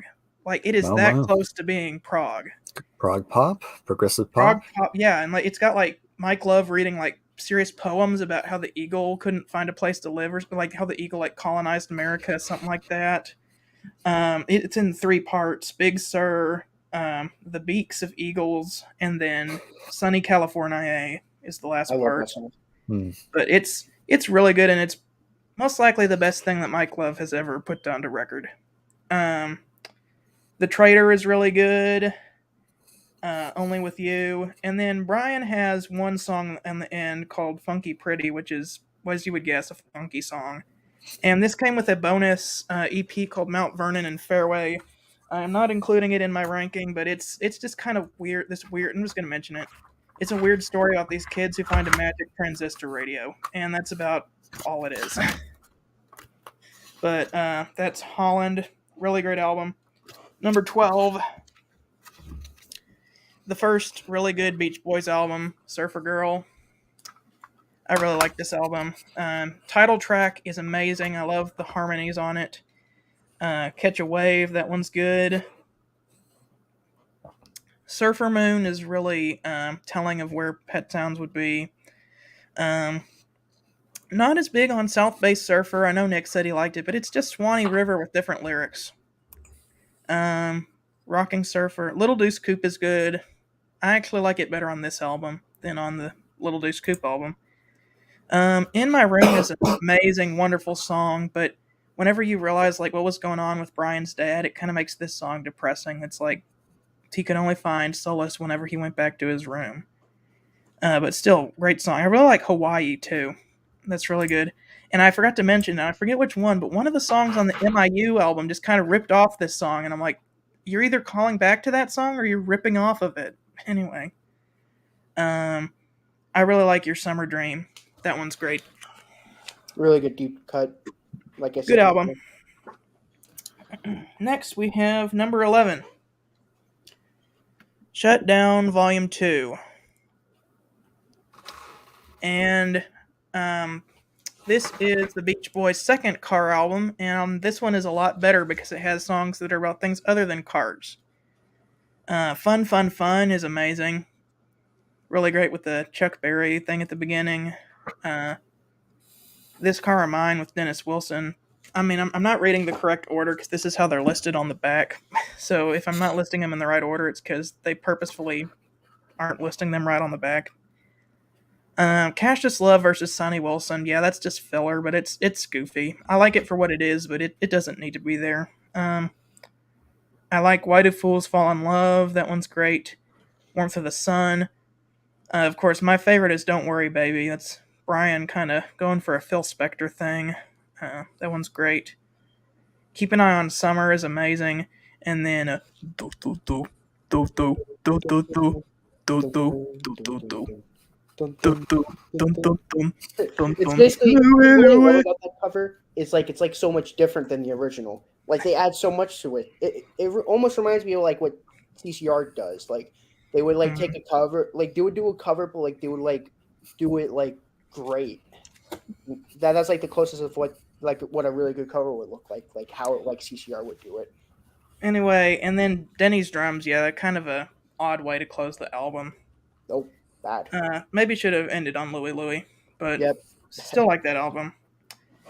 That's my number 11. All right, we're now to our top 10. We've been at this for an hour and a half. Well, I guess this is a good time to plug our stream for next week. Simon and Garfunkel, 5 albums. So, and I think we've all already listened to all of them. So, Oh yeah, I'm Yeah, really very familiar. easy too. Plus, Gonna be Jason's very- gonna be in it. yes, and Jason the Old Millennial is going to be here. So, we're going to have 4. It is going to be a great stream, but it's going to give us some much needed time off from listening to the Beach Boys. Yep. Yep. All right. All right. Number 10. Okay, so at this point we're going one at a time, right? Yes. Yes. Okay, so my number 10, I'm going to go with 2020. So this is their 20th release, hence the title. If you include all the albums and compilations, it all comes down to 20. By this point, Brian had been this kind of MIA at this point, not really there so much. There a little bit, but not quite that much. So some of the songs were kind of outtakes from previous sessions, but I think they still sound very good here. And so many great songs on here. Like it starts out with "Do It Again," which is a great opening track. I like that song a lot. In the morning you go, go. Oh, wait, wrong one. Oh yeah, no, not wrong one, wrong album. Anyhow, but then next song, "I Can Hear Music," is another fantastic one. I really enjoyed that one. Then after that, one song I do want to bring up is, of course, "All I Want to Do," which could possibly be their heaviest song. I was very surprised. It definitely has a bit more of a more harder rocking edge to it. It's not quite. Good demonstration time. Yeah. That song is our hardest. Student demonstration time. There's Yeah, a but- riot going on. Yeah, but at least this one's actually decent. Anyhow, moving on. So the next 2 songs are okay. Like the Nearest Faraway Place, like that one's okay. They do a cover of Cotton Fields, which again I'm so used to the CCR version, so everything kind of falls and kind of doesn't really match that. I think Bruce Johnston wrote some new lyrics for it though. Yeah, he did. But About yeah, like hitchhiking or something like that. yeah, and it's like, yeah, cool, but nothing. I don't really care for it. Then it comes back again with some more good songs like "I Want to Sleep," "Time to Get Alone." But of course, when you're talking about this album, you got to bring in the elephant in the room, especially the song "Never Learn Not to Love," which has the wonderful lyrics that were done by the lovely Charles Manson. Just yeah, so you have Charles Manson involved now, which of course he was friends with Dennis Wilson, which is definitely one of the most oddest part in this whole Beach Boys history. But yeah, so Charles wrote most of the lyrics for it, then Dennis kind of took it and just kind of reworked it to kind of sound a bit more upbeat, because the original is kind of a bit more have a more creepier vibe, but Dennis kind of came and made a bit more It's already creepy with Yeah. that weird like at Yeah. the beginning. Yeah, but yeah, when it comes in, it starts to like, okay, now we're fine now. Of course, the lyrics are still pretty creepy, so you're kind of in this weird like musically I like it, but then it's like this was written by a serial killer, so I'm like, okay. When the first lyrics of the song are "Cease to Resist," you know it's a Yeah. creepy song. Yeah, so it's in this weird limbo. But regardless, it's still a very good album, and I really enjoyed this one, so that's my number 10. Before we started, this was one of the albums that Garrett thought was gonna be my number 1, but it's not a bad guess. Like almost, basically all the albums, like 10 to 1, they could all be my favorite Beach Boy album. But it's pretty crazy to say that. But Wild Honey, I love this album. Very R&B influenced. Wild Honey with Carl Wilson rocking it out on the first track on the album. I love it a lot. Aren't You Glad is a nice little track. I love it a lot. I Was Made to Love Her, which I think was sung originally by Stevie Wonder. It was. I prefer it way more.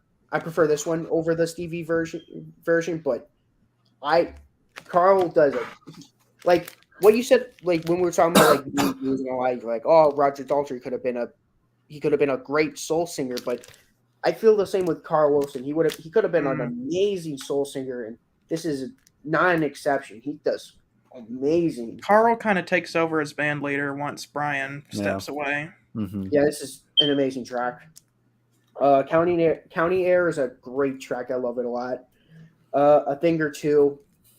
I love it. It's like do the right thing. Woo-hoo. Out of side thing. Do right, baby. I love it. It's like it's so like R&B, and I love it. Side 2 opens up with Darling, and I forgot the name of the show. Big Bang Theory fans would know what I'm talking about with Sheldon with the Darling song. If you're a fan of that show, you would know this song really well. I'm not a fan of the show, but people reference like, oh, it's from that show. I'm like, ooh. And it's such an amazing song. Another Carl Wilson song track, and he's basically like basically the reason why the song is as good as it is. Mm-hmm. I love Just Want to See You is like a little goofy song. The end of the song though, I love just wants to see you, and then what happens. Next song. When I first heard that, I'm like, did they just say what I think they said? Never mind. I'm like, yep, they did. Here Comes the Night. Way better than the disco version. I like that one, but this is so much better. Yeah. Let the Wind Blow is such an amazing track. How she boogalooed it. It's so goofy. So I love it. And then Mama Says, which is part of the Smile Sessions. It's like a redone version. Eat a lot, sleep a lot, brush them like crazy. I forgot the lyrics completely, but it's basically like that part from Vegetables, but like its own song. I like when it gets like faster. It's like horn, poof, and it's just the album ends, and it's like, wow, such a great song. It's such a great album. If you're a Beach Boy fan and you want to get into their post Pet Sound albums, that like from 1967, I'd say Wild Honey is a good place to start. There you go. That's funny because my number 10 is also Wild Honey. Is yours a mono or a stereo copy? Stereo. Okay, because the mono ones are really hard to find. And I got mine for like, I peeled off the price sticker, but it was like $7. This one is a mono copy, but like, I got it from the guy who sold me my Smile record. He's like, hey, I got a mono Wild Honey, and I've got Surf's Up and Sunflower if you want to buy those. I'm like, oh my goodness, those are so rare. I'm going to buy those. But Carl Wilson is a great soul singer on this album. I'm going to call this album, if you ask me to describe this to any Beach Boys fan, I would call it a psychedelic soul album. That's good. That's exactly what it is. Starts off with Wild Honey, and Carl's just going at it with his voice, and I like the slide thing, like the theremin, I think is what they're using there. But that one's really good.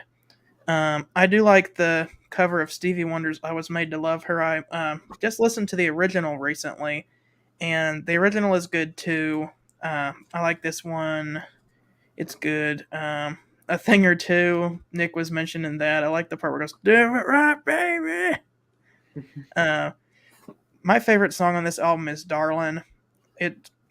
Carl was like really giving it his all on Wild Honey, but he's really, really giving it his all on this song. Wonderful song on there. Yeah, the melody is amazing.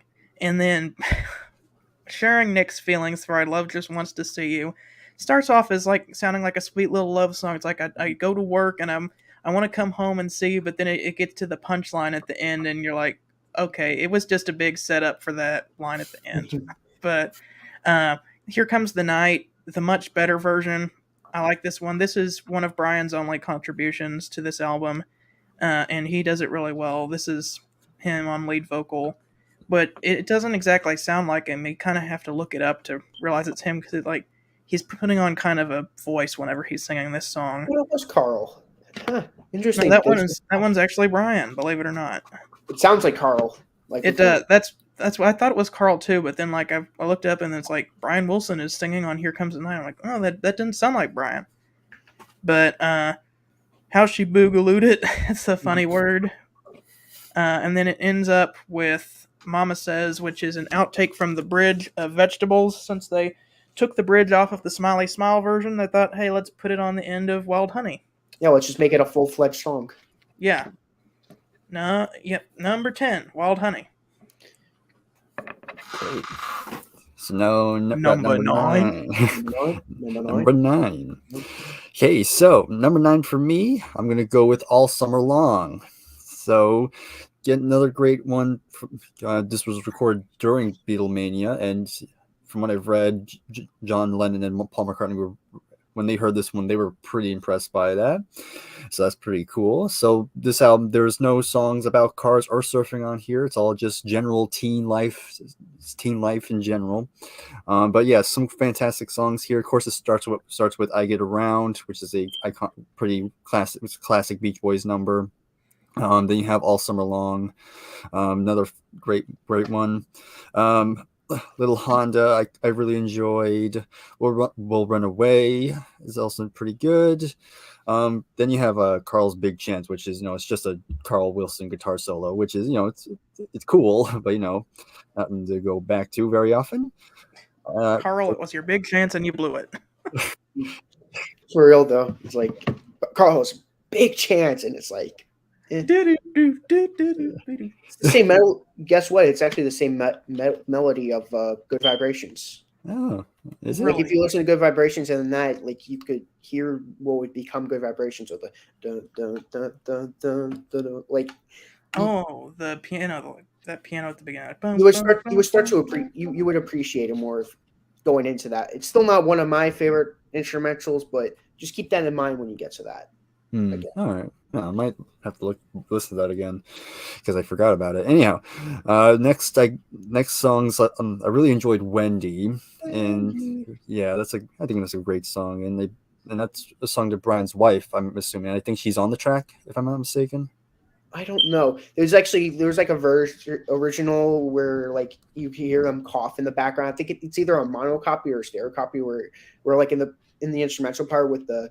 Like do do do do do is like you just hear like a like just a little cough in the background.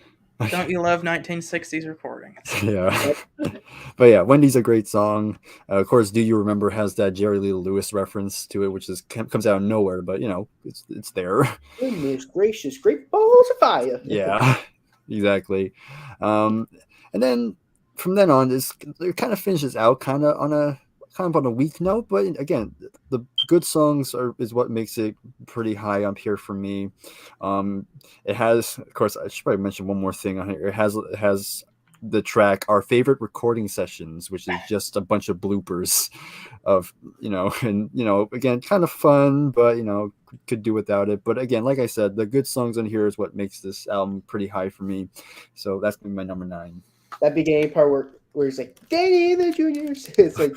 Danny and the Juniors, shoot! Quick! What rhymes with shoot? Danny and the Juniors with the shoot, boot. It was like. Can we get some more popping? It's gonna be a million-1 record. My number 9 is gonna be "Surfs Up." Take it out of the plastic so you can see the album cover better. Yeah. Good album. Lightning isn't the best, but you get the idea. It's a dark album, so. Yep. That's actually a good way to put it. It's like kind of like the song itself is really dark. Like, like the song itself, it goes well with the album cover. Yeah. Don't Go Near the Water is such a great, weird little way to start the album off. I love it a lot. Long Promised Road with Carl Wilson. I love it so much. It's so good. Take a Load Off Your Feet. It's kind of like She's Going Bald. It's so funny. It's stupid. You love it though. Disney Girls, Bruce Johnson on lead. He writes it. It's amazing. I love it. It's one of my favorites off the album. Student Demonstration Time. Here, this is another song, Beach Boy song, where either you love it or you hate it. I love it. It reminds me of Revolution by the Beatles, like of how rocking it is. That's why I love. It's like so rocking. I love it. Briar, I could tell he doesn't like that song already.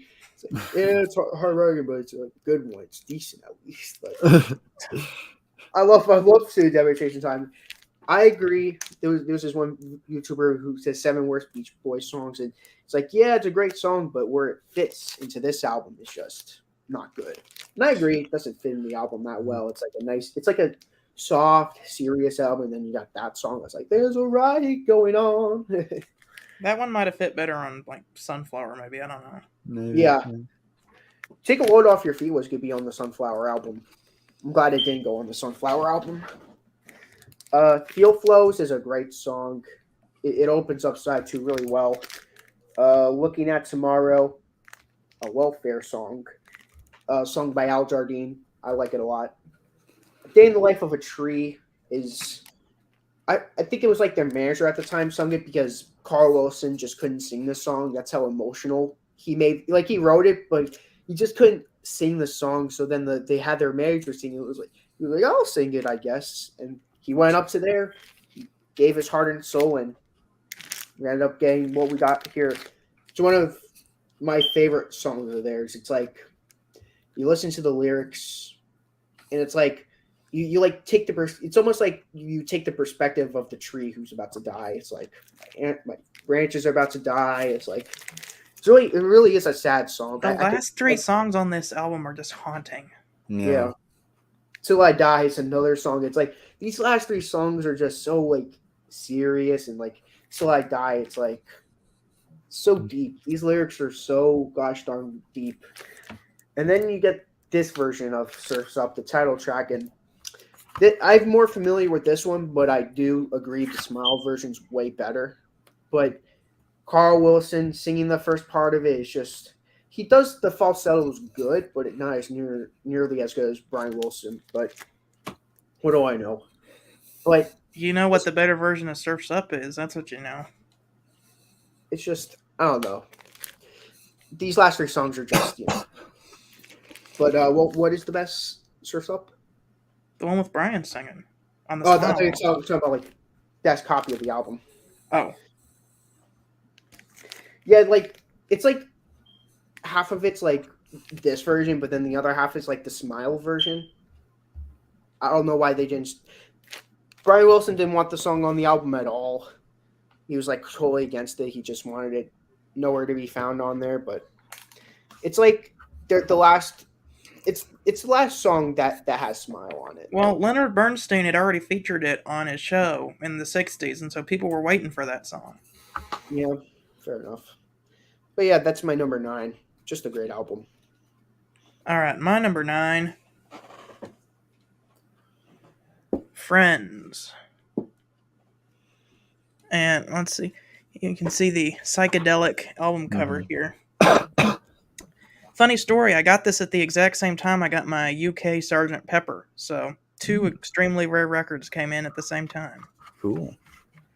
But this album is hard to find. Any of these late 60s, early 70s Beach Boys albums are kind of hard to find. But this is kind of a more chill record. You just throw this on and you can just relax. Meant for You, Friends, Here in the Morning, Annalie the Healer, Little Bird, Be Still, I'm Busy Doing Nothing. It's just a chill little record. I don't have a whole lot to say about it. It just gives you good vibes when you put it on. That's pretty much all I have to say, but it's a really great album. How about the last track though? Transcendental meditation. Yeah. I was gonna skip that song. It's that part is weird, but the rest of the album is good.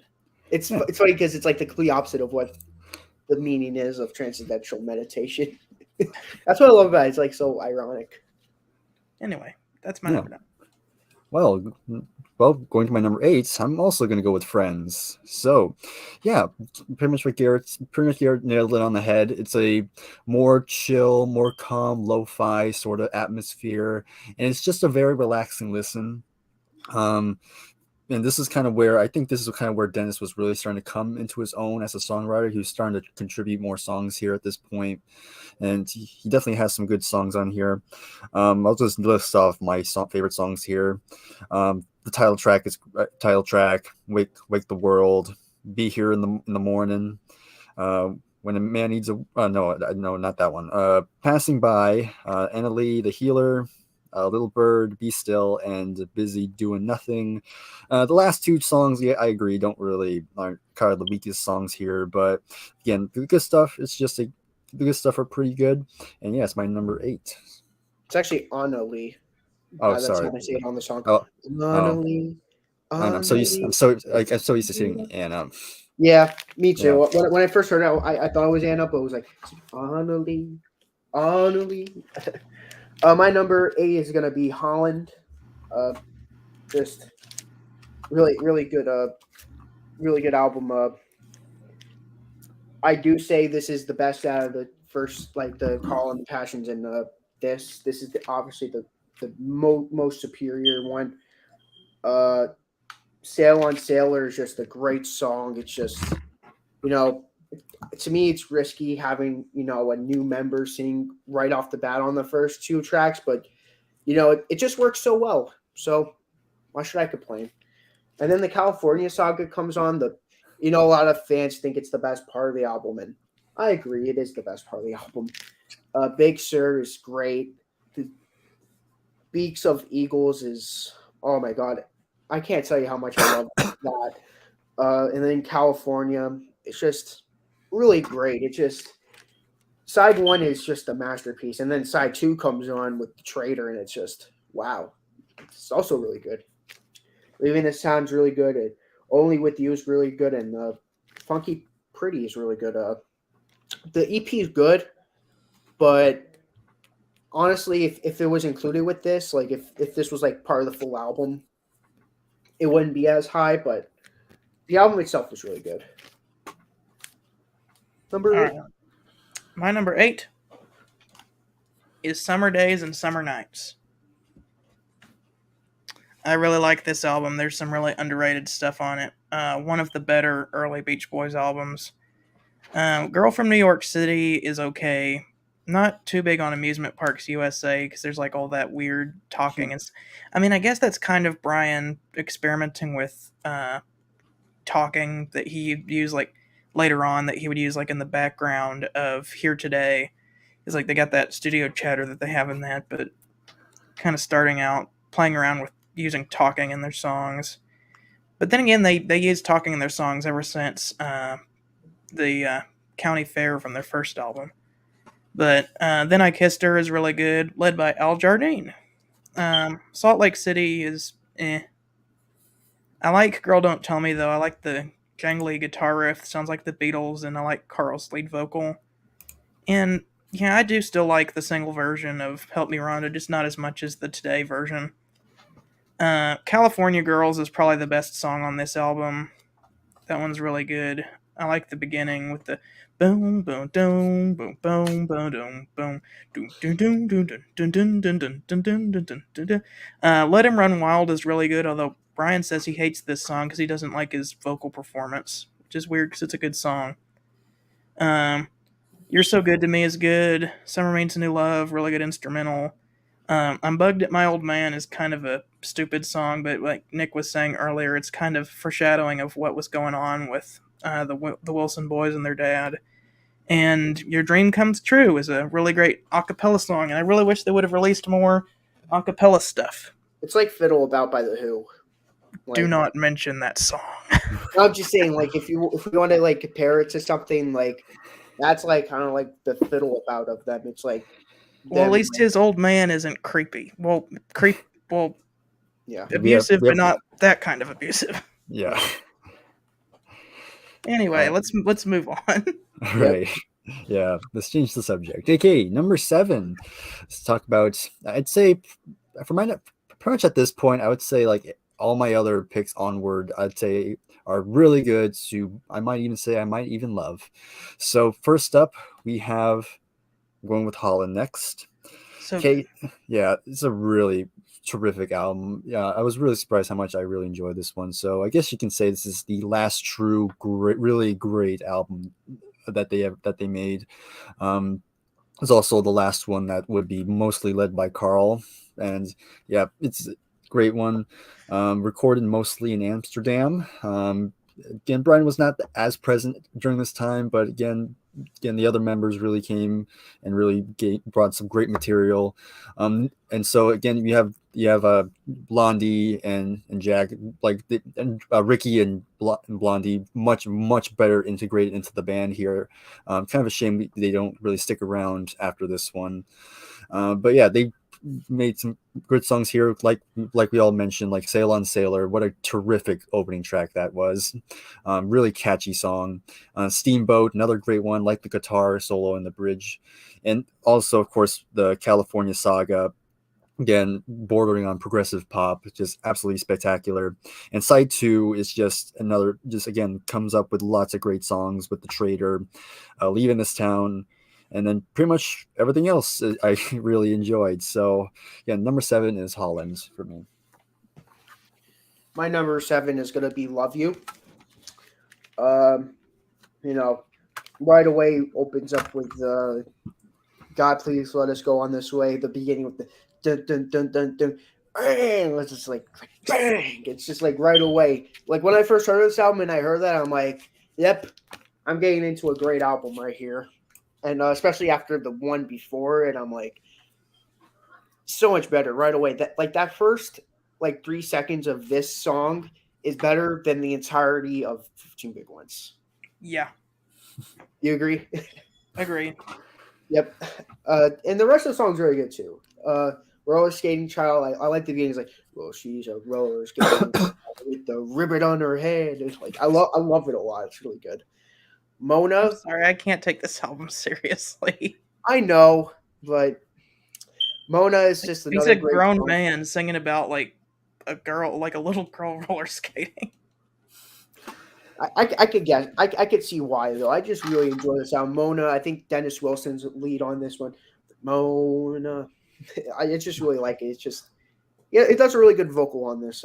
Johnny Carson. I agree. A lot of fans hate the song. Actually, it's one of their more infamous songs, but It's so good though. Yeah. I know. I agree. We could agree on that. But a lot Let's of see. fans are Can we do the Johnny Carson? It's Johnny. really nice to have you on the show. It's I never watched Johnny Carson before, actually. here. I've seen clips of it.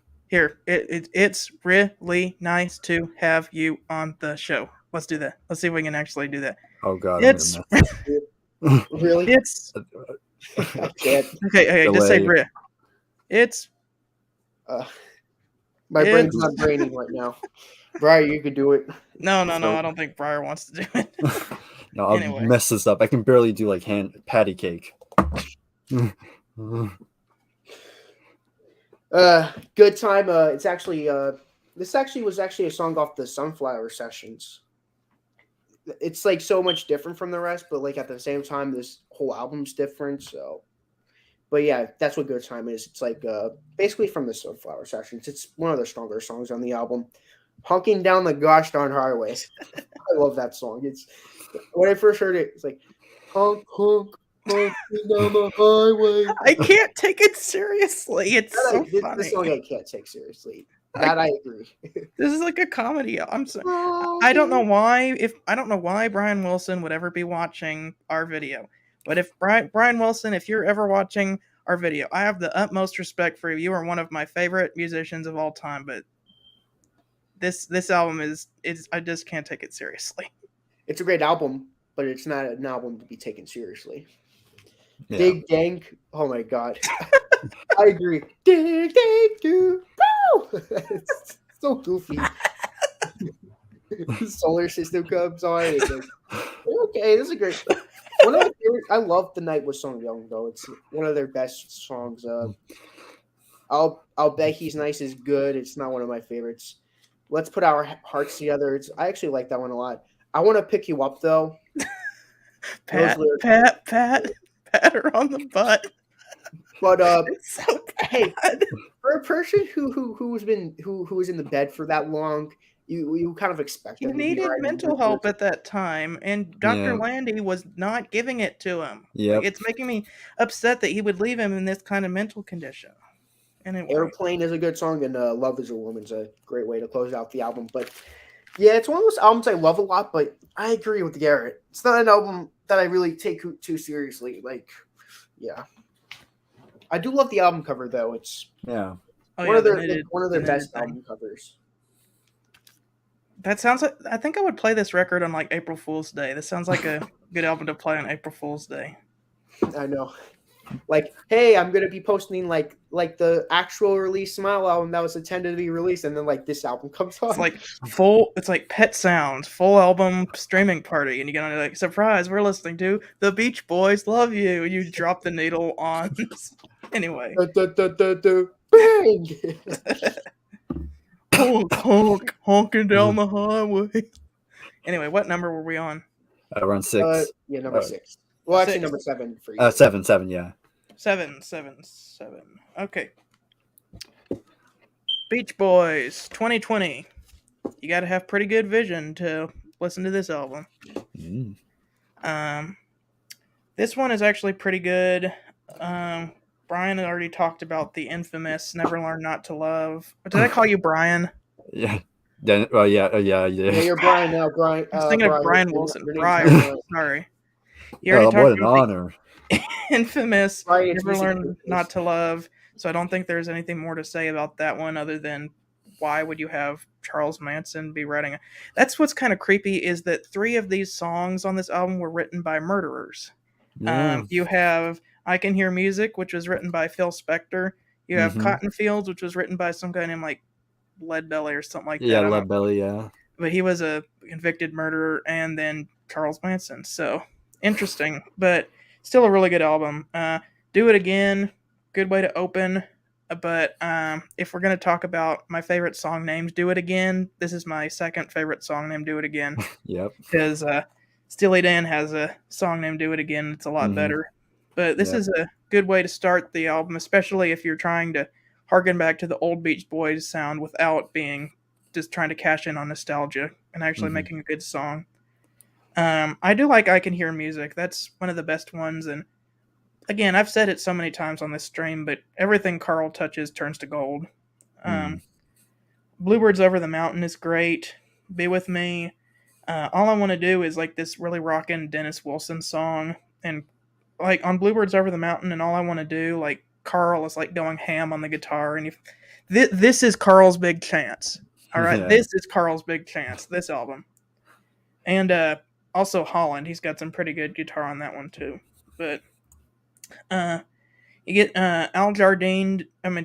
Bruce Johnston. Bruce Johnston's take on the Cotton Field song. I Went to Sleep and Time to Get Alone are Brian's 2 contributions that aren't taken from Smile. We already talked about Never Learn Not to Love, so we're going to skip over that, but all I'm going to say is why, Dennis? And then we have Johnson sung on Cotton Fields. yes. That's Al Jardine. It is Al? Al Jardine sung on that song. Okay. Whichever one it is. Yeah, I just wanted to let you know that. So Some when guy. he Okay. went so it's like a diehard Beach Boys fan, like, yeah, Bruce Johnson sung on Yeah, Cotton no, Fields. like we had people because like I didn't know a lot about the Rolling Stones, and we had people like, "Did you just say Mick Taylor played a guitar solo on Give Me Shelter?" I'm like, I'm new to the Stones, man. Like, thanks for correcting me, but like I'm new. Anyway, I was just we got- correcting you so that others wouldn't like be harsh Yeah. on you. Like, Got dude, it. that's actually Al Jardine. What are you doing? at the very end, we got 2 Smile outtakes. Our Prayer, which was supposed to be the opener, and then they also re-recorded some of the vocals. And then we have Cabin Essence, which it's a pretty cool song. It's kind of a weird song, but it's about like American colonization. But pretty good album. That is my number 7.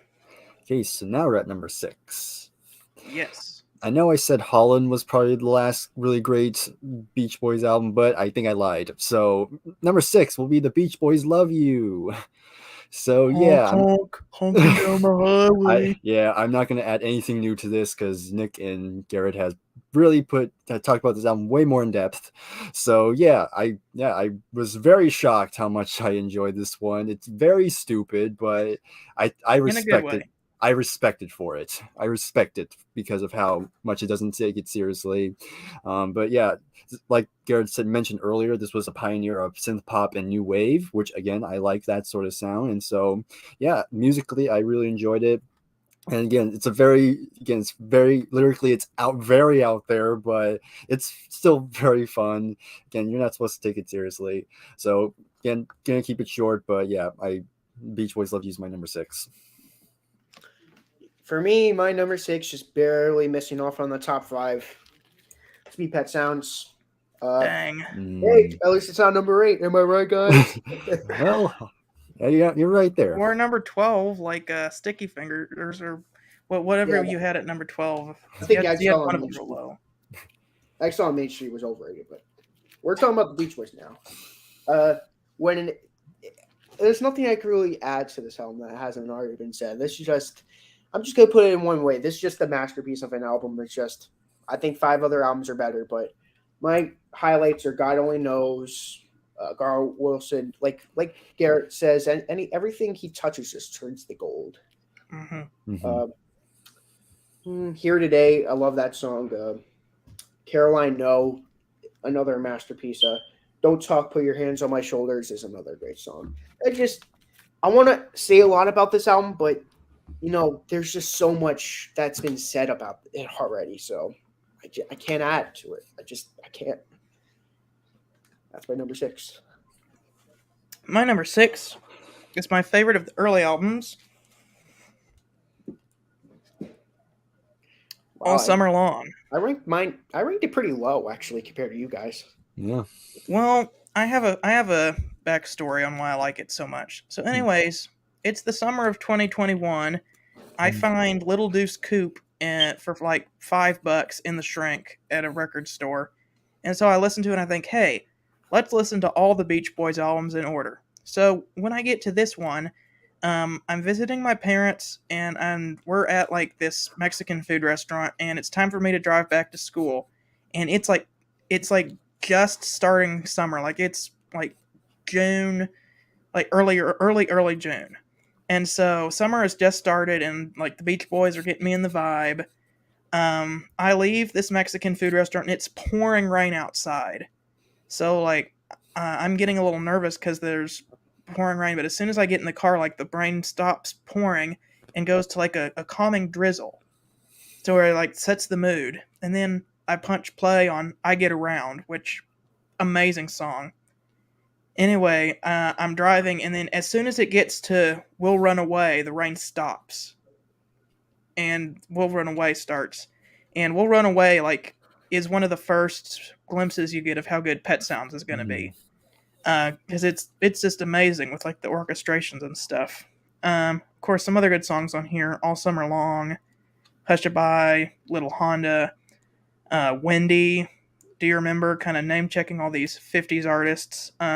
Girls on the Beach is actually a very complicated song musically. There's a bunch of modulations in it. And then, unfortunately, on my mono copy and apparently on the mono master tape, 2 songs got kind of damaged before they pressed this record, so they don't sound very good. And those are "The Drive-In" and "Don't Back Down." So every time I listen to those, it sounds like the audio quality just drops out. And when I first played it on my record, I'm like, oh, did I get a bad copy?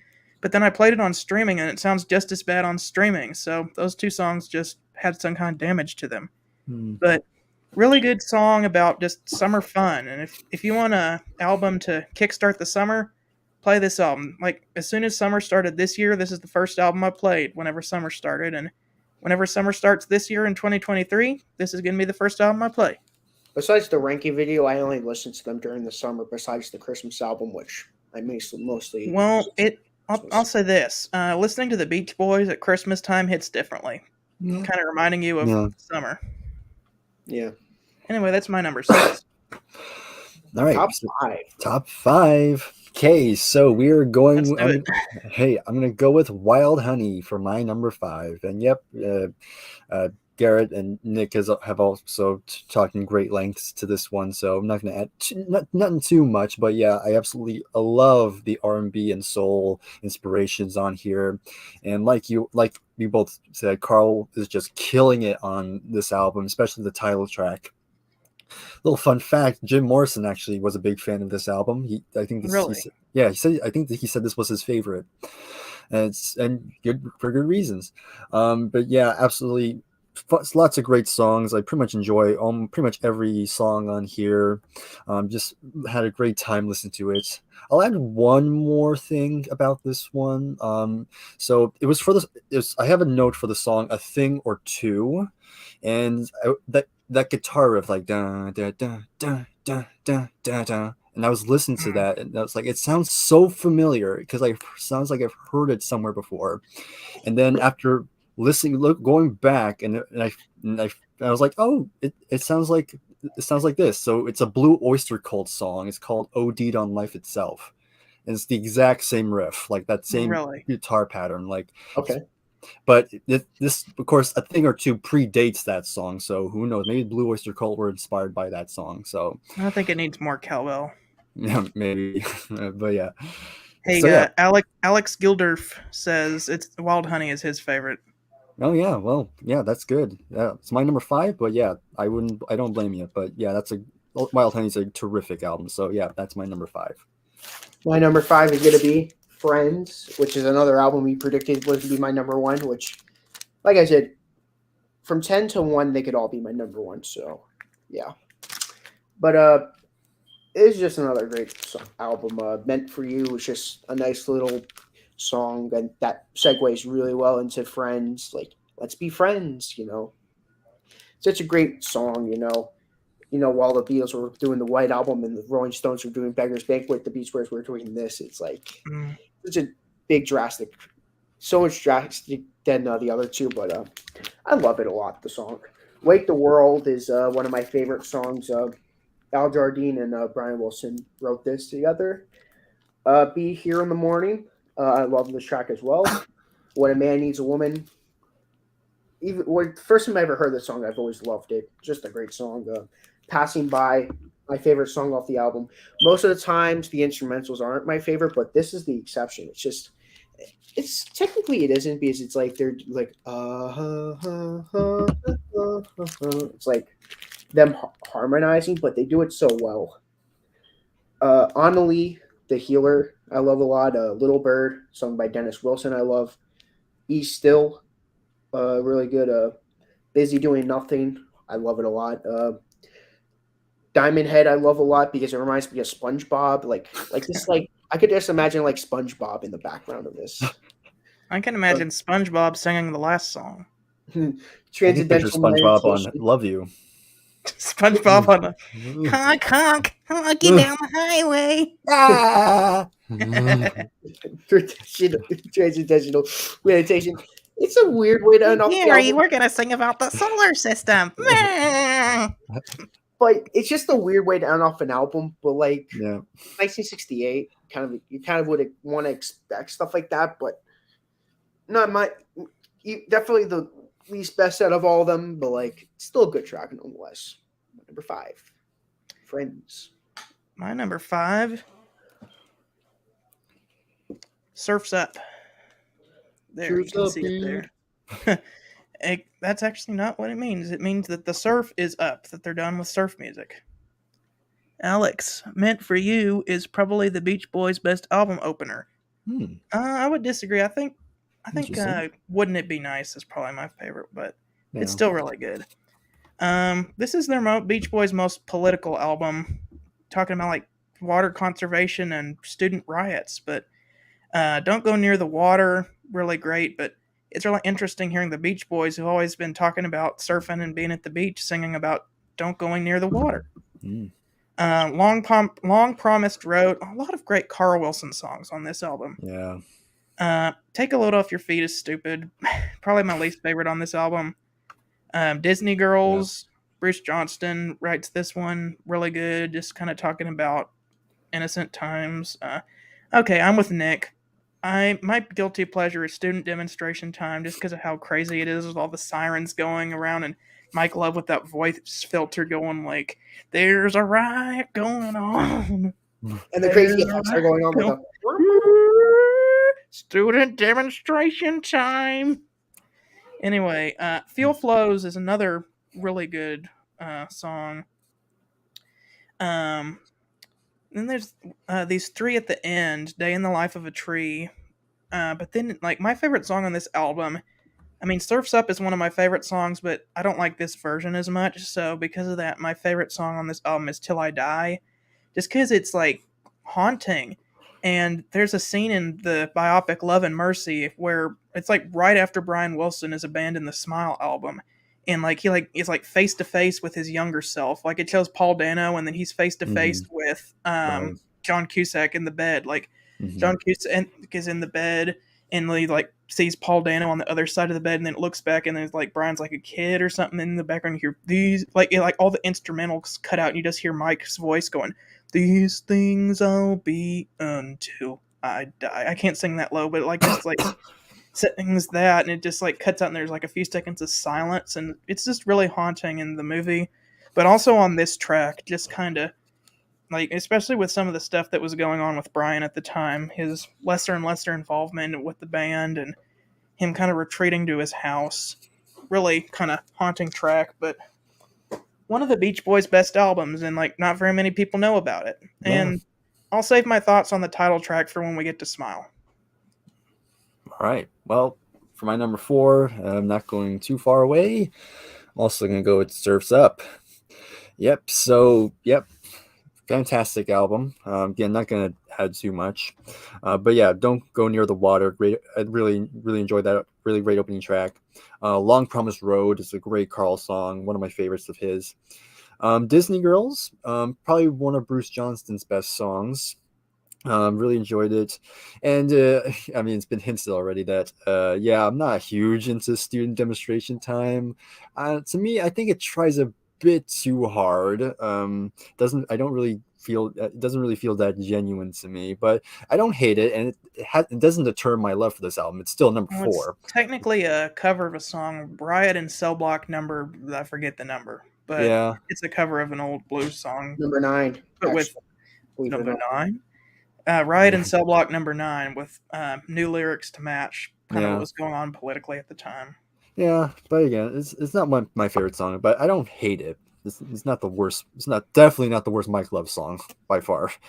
Anyhow, but yeah, everything else is just terrific. The last 3 songs, A Day in the Life of a Tree, Till I Die, and Surf's Up as well, just fantastic one. And the artwork is also pretty worth noting because this is very different than what they've done. This is actually a portrait of the Trail of Tears, which is definitely a very dark period in American history. So the fact that they put this on an album just shows just how this is not the sunshine Beach Boys that we knew. This is them really going in a more dark direction. What's interesting is part of Smile is actually about that, but I'll get to that.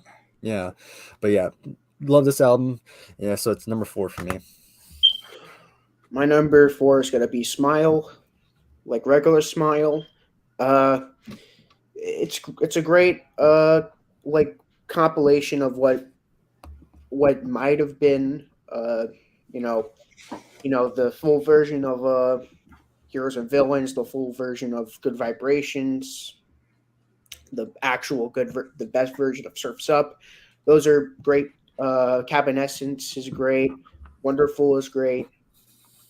Just it's another one of those things where it's hard to describe because it's like everyone said it already, and it's hard to add on to what everyone already knows. Do you like Worms? I love that. Rock, roll, Plymouth Rock, roll over. I love that. I'm in great shape with Barnyard and My Only Sunshine. Those great, like how all 3 of them like flow together so well. It's just a really, really nice. I really like it. I just think the 3 next are just slightly better. Cool. My number 4. You guys might have this higher, but I still love this album. Sunflower. So I was in a really good mood when I listened to this album. Um, Not only that, the songs on it are amazing. Slip On Through. This is the album where Dennis really becomes a good songwriter. Like, he had some good ones before, but this is really where he starts becoming really good at songwriting. What's interesting about this album is that pretty much all the members of the band wrote at least one song on this album. You got This Whole World. That one's really good. I really like Add Some Music to Your Day. That one's great. Deirdre, is that how you say it? Written by think Bruce so. Johnston. It's About Time is kind of a funky, upbeat number. And then you flip it over, and Bruce Johnston has this ballad, Tears in the Morning. That's really good. All I Want to Do. Was there another song called All I Want to Do on 2020? I'm going to have to check that.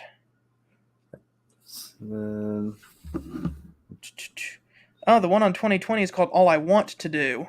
Oh, And this is called All I Want to Do. So very they're original different titles. songs. Anyway, my favorite song on here is Forever. Just a amazing Dennis Wilson ballad that was totally butchered whenever John Stamos sang it on the album, which name I forget on purpose. Our Sweet Love is really good. That one sung by Carl. And then it ends off with Cool Cool Water, which is kind of a it's not a re-recording, but they kind of were playing around with a song that Brian had wrote for Smile called originally called I Love to Say Dada, and it was going to be the water in the elements, and they kind of that's an expansion. They kind of expanded it there. But my number 4 is Sunflower. Really, really strong album. All right. Number 3 now. And I'm going to go with Beach Boys Today. Yeah, fantastic album. Again, both of you have spoke great things about it, so I don't have much else to add. But yeah, every song here I absolutely enjoy. Again, we all had our opinions on which Help Me Rhonda that we liked. I think this version on Today edges out on summer days just slightly because it's a bit longer, and I kind of like it that it was longer on this album. But yeah, the single version is also pretty good. But yeah, I enjoy everything. And yeah, it has the BS sessions, that BS thing towards the end. But if you just ignore that, then everything else is just spectacular. And again, like Garrett said on the 1965 live stream, he said that this is when the Beach Boys became the Beach Men, and I agree to that. Definitely, Brian Wilson is definitely absolutely killing it into production. Of course, he do even better very soon, which we'll talk about that one later. But yeah, that's my number 3. All right. Ooh, my number 3. It's gonna be an album you guys put somewhat low. It's gonna be Smiley Smile. I have a really, I have a really big connection with this album. Connection. I just can't get no connection. That's a good I song. want to do to get back to you. Heroes and Villains start this album off, and it's just so good. Such a great opener. The one person said Meant for You is like the best Beach Boy opener. I think Heroes and Villain is the best Beach Boy opener. Vegetables, you guys hate on that song. I love it a lot. I like the I'm gonna keep my vegetables. I'm gonna chop down my vegetables. I just like that lo-fi feel to the song, and Also, I didn't like the Smiley Smile version of it. I love the Smiley Smile version way better. Probably because I'm way familiar with this version, but I think it's just way better. Fall Breaks and Back to Winter / Woody Woodpecker Symphony. I agree it isn't the strongest thing they could have ever made, but it's so weird. It's so 1967. I love it. She's Going Bald. We've already said it. It's so stupid, but it's good at the same time. Little Pad. It's such a peaceful way to end off side 1. And then side 2 opens up with Good Vibrations and Everyone knows that song. I love that song. With Me Tonight is a really good song as well. Wind chimes, really relaxing. Getting Hungry, just Brian Wilson and Mike Love, but really good. Wonderful and Whistling are just great songs overall. That's my number three. Cool. My number 3 is also the Beach Boys Today. Amazing album. This is their Rubber Soul, as Nick said. It is to Pet Sounds as what Rubber Soul is to Sgt. Pepper's, and really just kind of the first really big step in the right direction. Opening up with, I talked a lot about this on the 1965 stream. You can watch that if you want the really big and deep, in-depth look. But Do You Want to Dance is great. Good to My Baby. When I Grew Up to Be a Man is one of my favorites on here, kind of asking all of these grown-up questions from the perspective of somebody who's young. I think I got a sneak peek at what Briar's next album is. Help Me Rhonda, this is my favorite version with the fake fade outs at the end. Dance, Dance, Dance is fun. Then side 2 is just perfect. Oh, well, other than the last song. But Please Let Me Wonder, I'm So Young, Kiss Me Baby, She Knows Me Too Well, In the Back of My Mind. All amazing songs with like the Wrecking Crew and about more mature themes, and instead of just like stupid teenage love, more serious love. So really great album, other than Bowl Sessions with Big Daddy. Not my favorite, but my number 3, Beach Boys Today. Okay, number 2, and you kind of excellently showed it, but I mean, there was like no surprise, but number 2 is going to be Sunflower. This album has been on my bucket list to listen to for a while, and so when asked to do this live stream, I was like, this gives me the perfect opportunity to give it a listen, and yeah, I loved it right away. 12 songs, and all of them are fantastic. No bad stuff on here. Definitely has Dennis Wilson's best songs here, I think. Of course, it has Forever, a beautiful song. Slip On Through is a great opening track. Deirdre, again, hopefully I said that right, but again, another Bruce Johnson song, but I think that's a really great one. I know Alex in the chat says that that Bruce was not a fan of his songs, but I disagree with him. I think these are great songs, I think. But yeah, fantastic. I love it a lot, but only one album had to be number 1 for me. So, but yeah, this came very close. This is very close. This is a perfect album, I think. So, Sunflower is my number 2. Okay, my number 2, I agree. Sunflower. Slip On Through, Dennis Wilson this is definitely his album that he grew as a songwriter. This Whole World, great Carl Wilson song. Well, he didn't write it, but he sings it really well. Add Some Music to Your Day, really great song. One of Mike Love's best performance. Deirdre, Got to Know Your Woman. Another great Dennis Wilson song. Deirdre, great Bruce Johnson soundtrack. It's About Time. Carl Wilson, another great Carl Wilson song. Tears in the Morning, another great Bruce Johnson track. All I Want to Do is another great track. Forever, one of the best tracks they ever made. Much better than the one that was on Mike Love's Revenge, as I would say. The album that should not be named. Our Sweet Love is a great track. At My Window, really nice, and it ends really well on Cool Water, which, like Garrett said, this kind of like a little more Pet Sound, not pet, like more Smile, you would say, like a little snippet from Smile. But yeah, I think number 1 is just the best, because I'll tell you why number 1 is my favorite. But all right, my number 2 is Smile. And maybe I get it a little bit more than you guys because I've done lots of research on it. But also, if you listen to Brian Wilson's solo recording that he did in 2004, I like this version better, but listening to that helps you mentally fill in the gaps that this album has. But the concept is it's it's like a symphony with 3 movements, and the first movement is the Americana movement, and that kind of talks about the colonization of America. And it starts out on a positive note with heroes and villains, kind of talking about the Old West, which this version of Heroes and Villains is really great, with the extended outro and with the Margarita and the Cantina verse, really good. But then once you get to track 2, things aren't so positive, and it starts talking about how the Indians were driven off the land, and whenever the Pilgrims came, and it talks about uh, there's a line. Bicycle rider, just see what you've done to the Church of the American Indian.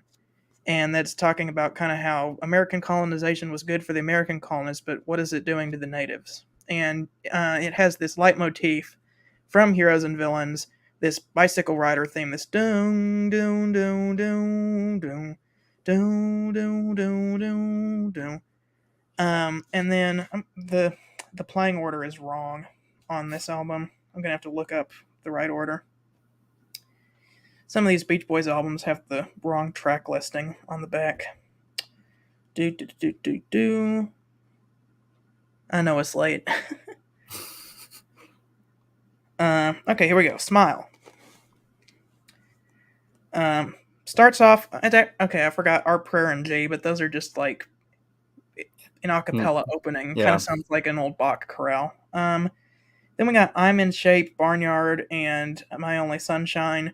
Those are really great. The Barnyard kind of talks about, like, you know, people building the barn and settling there. But then you get like this little cello solo, which is called Old Master Painter. And then you have Carl Wilson singing My Only Sunshine in a minor key, which I guess that's singing from the natives' perspective, that their home got taken away, and immediately after there's a saxophone kind of laughing at them. So that's interesting. And then we get a Cabinescence at the end, kind of really talking about colonization. And that's kind of a weird song, but it's pretty cool, Cabinescence. Then you get to movement number 2, which is called the Life Cycle. Starts off with Look, Song for Children. And I don't know if this was intentional or not. There's a little snippet of a song that's called like Something Rag. I forget the name of the song, but it goes bow ba da ba do, bow ba do, bow ba do, bow ba do. And I don't know if it's intentional or not, but that comes back in Good Vibrations. Na na na na na na na na na na na na. There's like a lot of repeated motifs on this album, especially the one that goes the child, the child, the child, father of the man. That's for the first time you hear it, and then you get the song "The Child is the Father of the Man," where you really hear it a lot. And then you get to Surf's Up, which is, like, other than Good Vibrations, my favorite song on this album.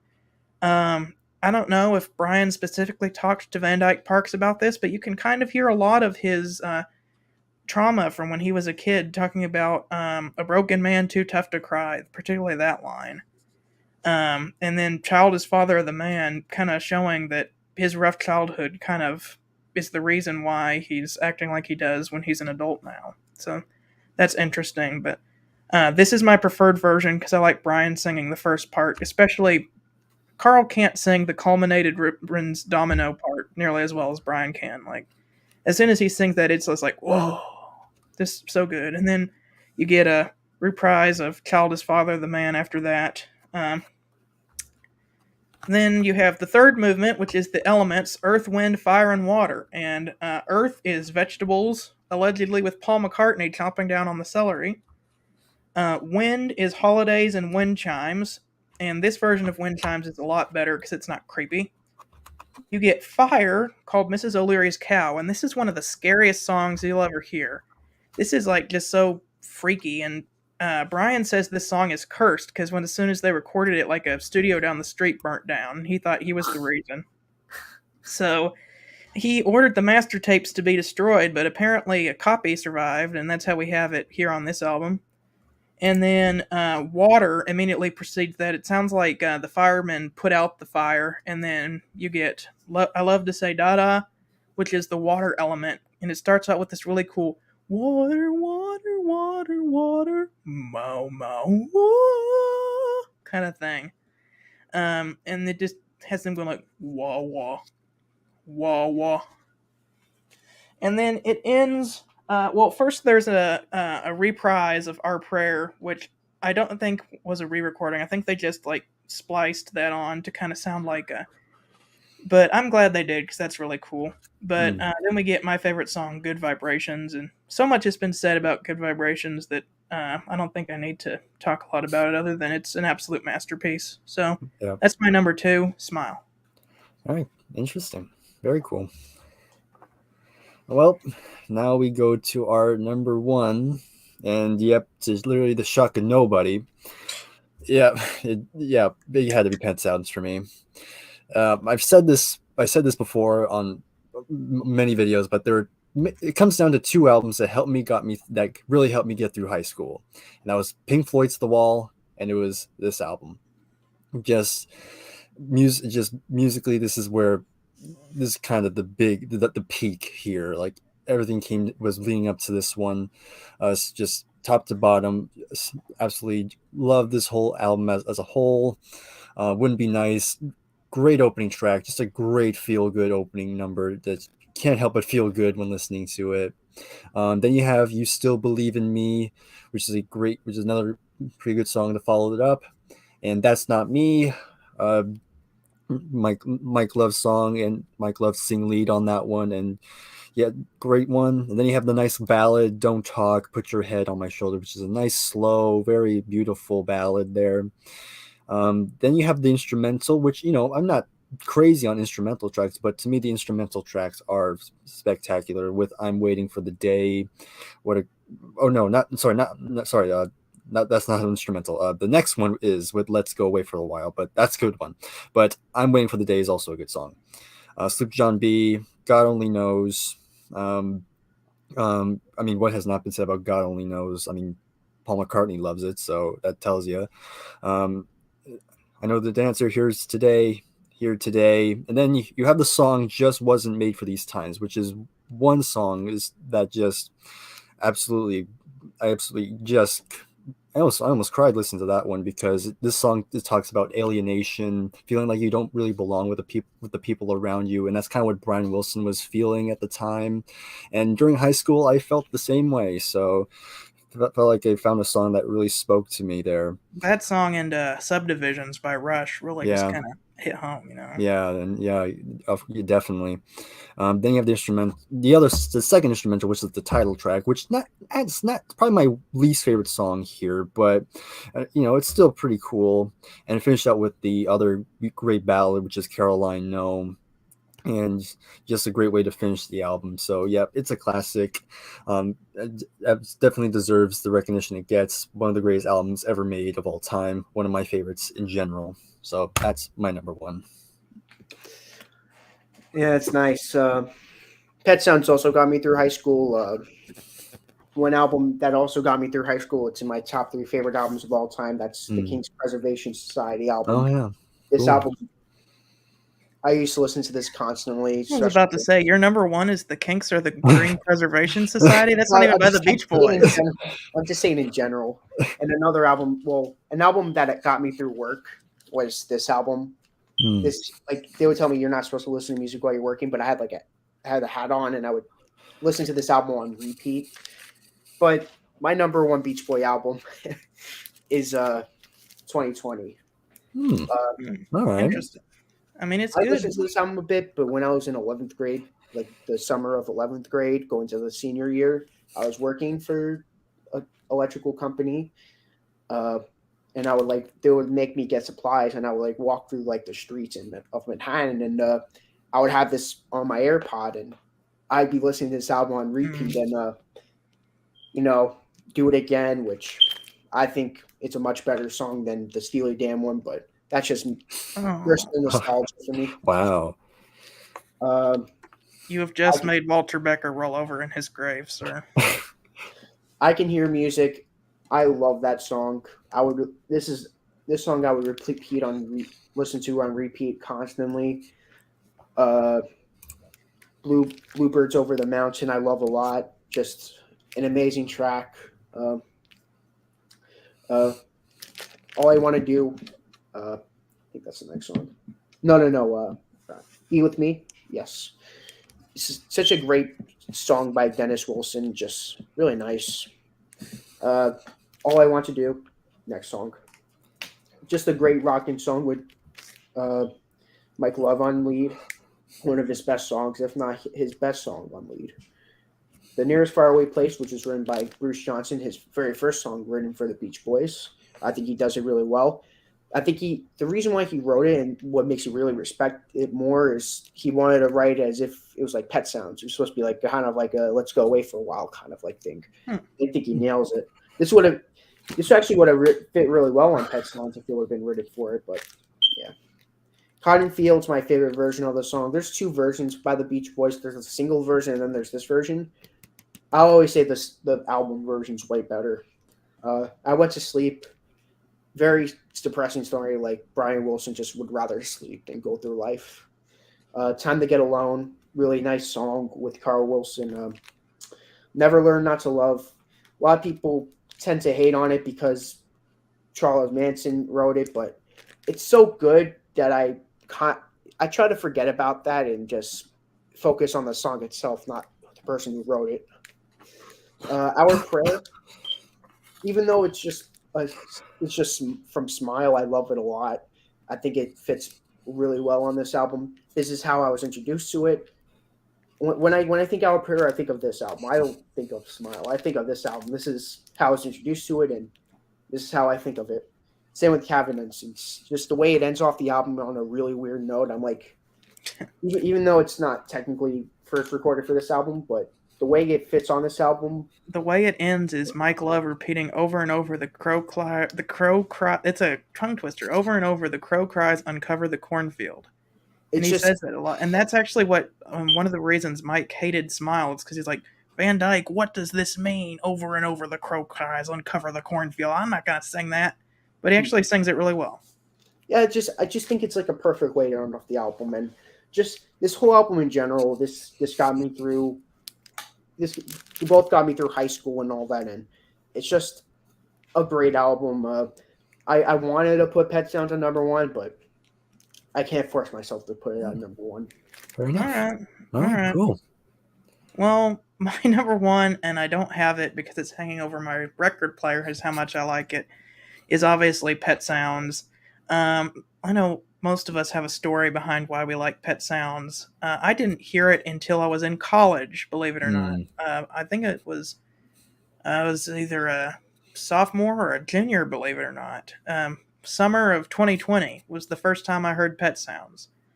And the first time I heard it, I was like, well, that was boring. But then, like, I gave it another listen, and I watched the movie Love and Mercy, and that really gave me a different perspective on it. Yeah. This album is one, A, you have to listen to at least twice to really get, and B, you have to be like, you can't just put it on in the background. You have to sit down and like actively listen to this thing to really get how good it is. Like I played it for one of my friends in college who was my roommate, and I played it for him, and he was like, Wouldn't It Be Nice? But like the rest of this album is like all these weird chord progressions. It's like a one should go to a this, and like the chord progressions make no sense. And like I'm like, well, all right, but just I was a little upset that he didn't like it, but I loved the album though. That particular summer in 2020, listened to that album. Well, that summer was the summer of the Beatles, so I listened to lots of the Beatles, and then I saw a video that's like, if you like the Beatles, you should listen to the Beach Boys. And back then, I only knew the Beach Boys for like their surfing stuff, and I'm like, are you kidding me? And they're like, the Beach Boys are the American Beatles. I'm like, what? Okay, I'll have a listen to it. And then at first, I'm like, boring. Like, this isn't even as good as their surf stuff. But then, like, the second time I listened to it, and then when I saw the movie, I'm like, okay, this is amazing. Starting off with Wouldn't It Be Nice? Fantastic song, just kind of about young innocent love and not just like chasing girls like in their early stuff. Like this is actually a serious song about like wanting to settle down with a girl. But then you get also, before we move on, like Mike Love actually does the bridge part really well. Yeah. I know a lot of people tend to hate on Mike Love, but he does have meaningful contributions. Not as many, but he has them. And then You Still Believe in Me is one of my favorites. I really like that opening with Brian singing. And funny enough, that piano sound you hear is actually Yeah. Brian. He had one of the other guys push the pedal down. He took a bobby pin and he plucked the strings on Hmm. the inside of the piano. So, and like Brian was doing this before the Beatles did some of this stuff on Sergeant Pepper. And there's like bike horns and bicycle bells in it. I'm like, who puts this stuff in pop music, you know? And he like he hired the Wrecking Crew. Basically, like Brian told the other guys to go on tour to Japan, and then when they got back, he'd have like their greatest album written for them. And Mm. he was in the studio working hard with the Wrecking Crew, and all the guys needed to do was just provide their voices. And they're like, "What is this crap? We're not singing on this. Where's the surfing songs?" And they just didn't get it at first. But um, then you got "That's Not Me," which that's the only song on the album that all the instrumentals are provided by the Beach Boys. That one's really good. Um, I'm Waiting for the Day.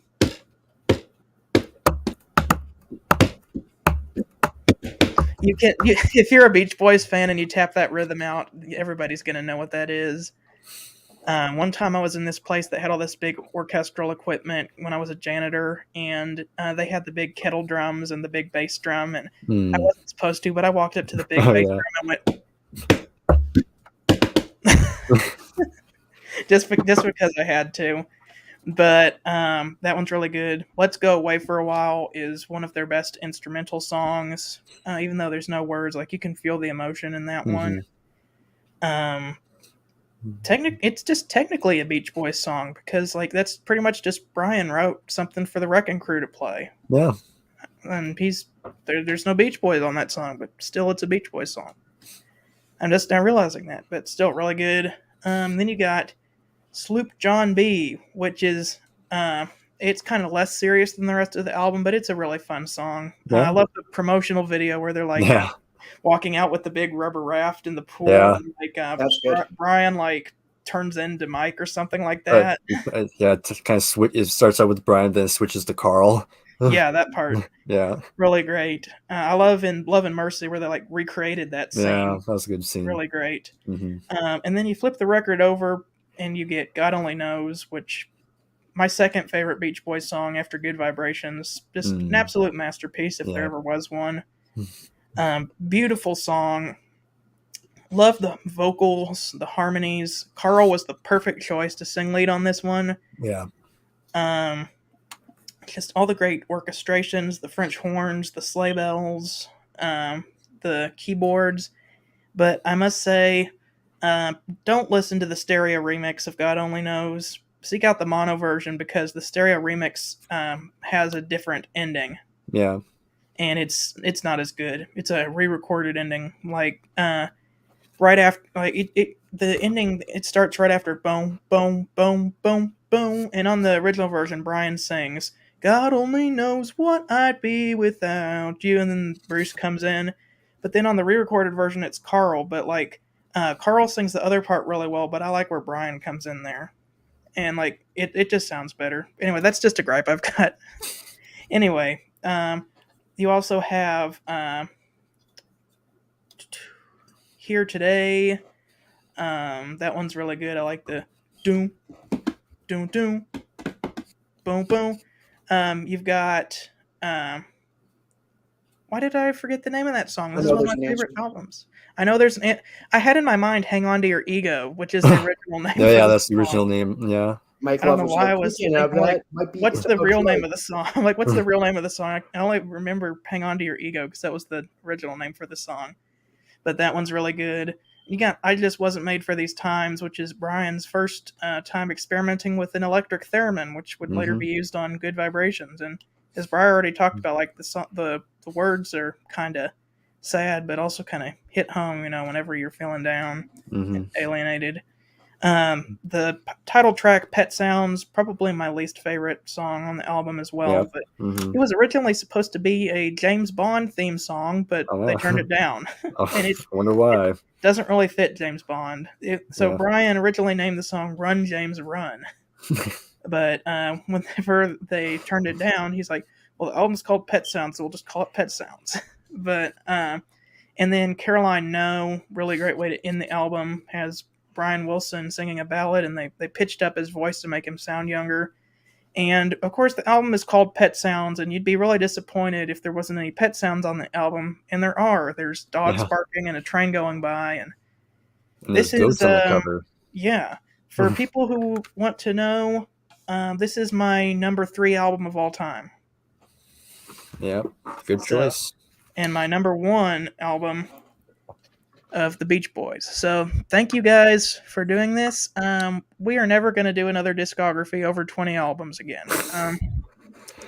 I'm sorry for making you guys do this for close to 3 hours. I didn't Yeah, know it was no. going to be this Yeah, this was No. fun. long. But It's so long that we're not even gonna do that like usual recap thing we usually do. no Yeah, no, no probably recap. not. Just If you- just rewatch the video. You just rewatch the video once we're done. Yeah. Anyways, join us next week where we have a much more relaxing time ranking the 5 albums of Simon and Garfunkel. See you guys later. See ya. Bye. Bye.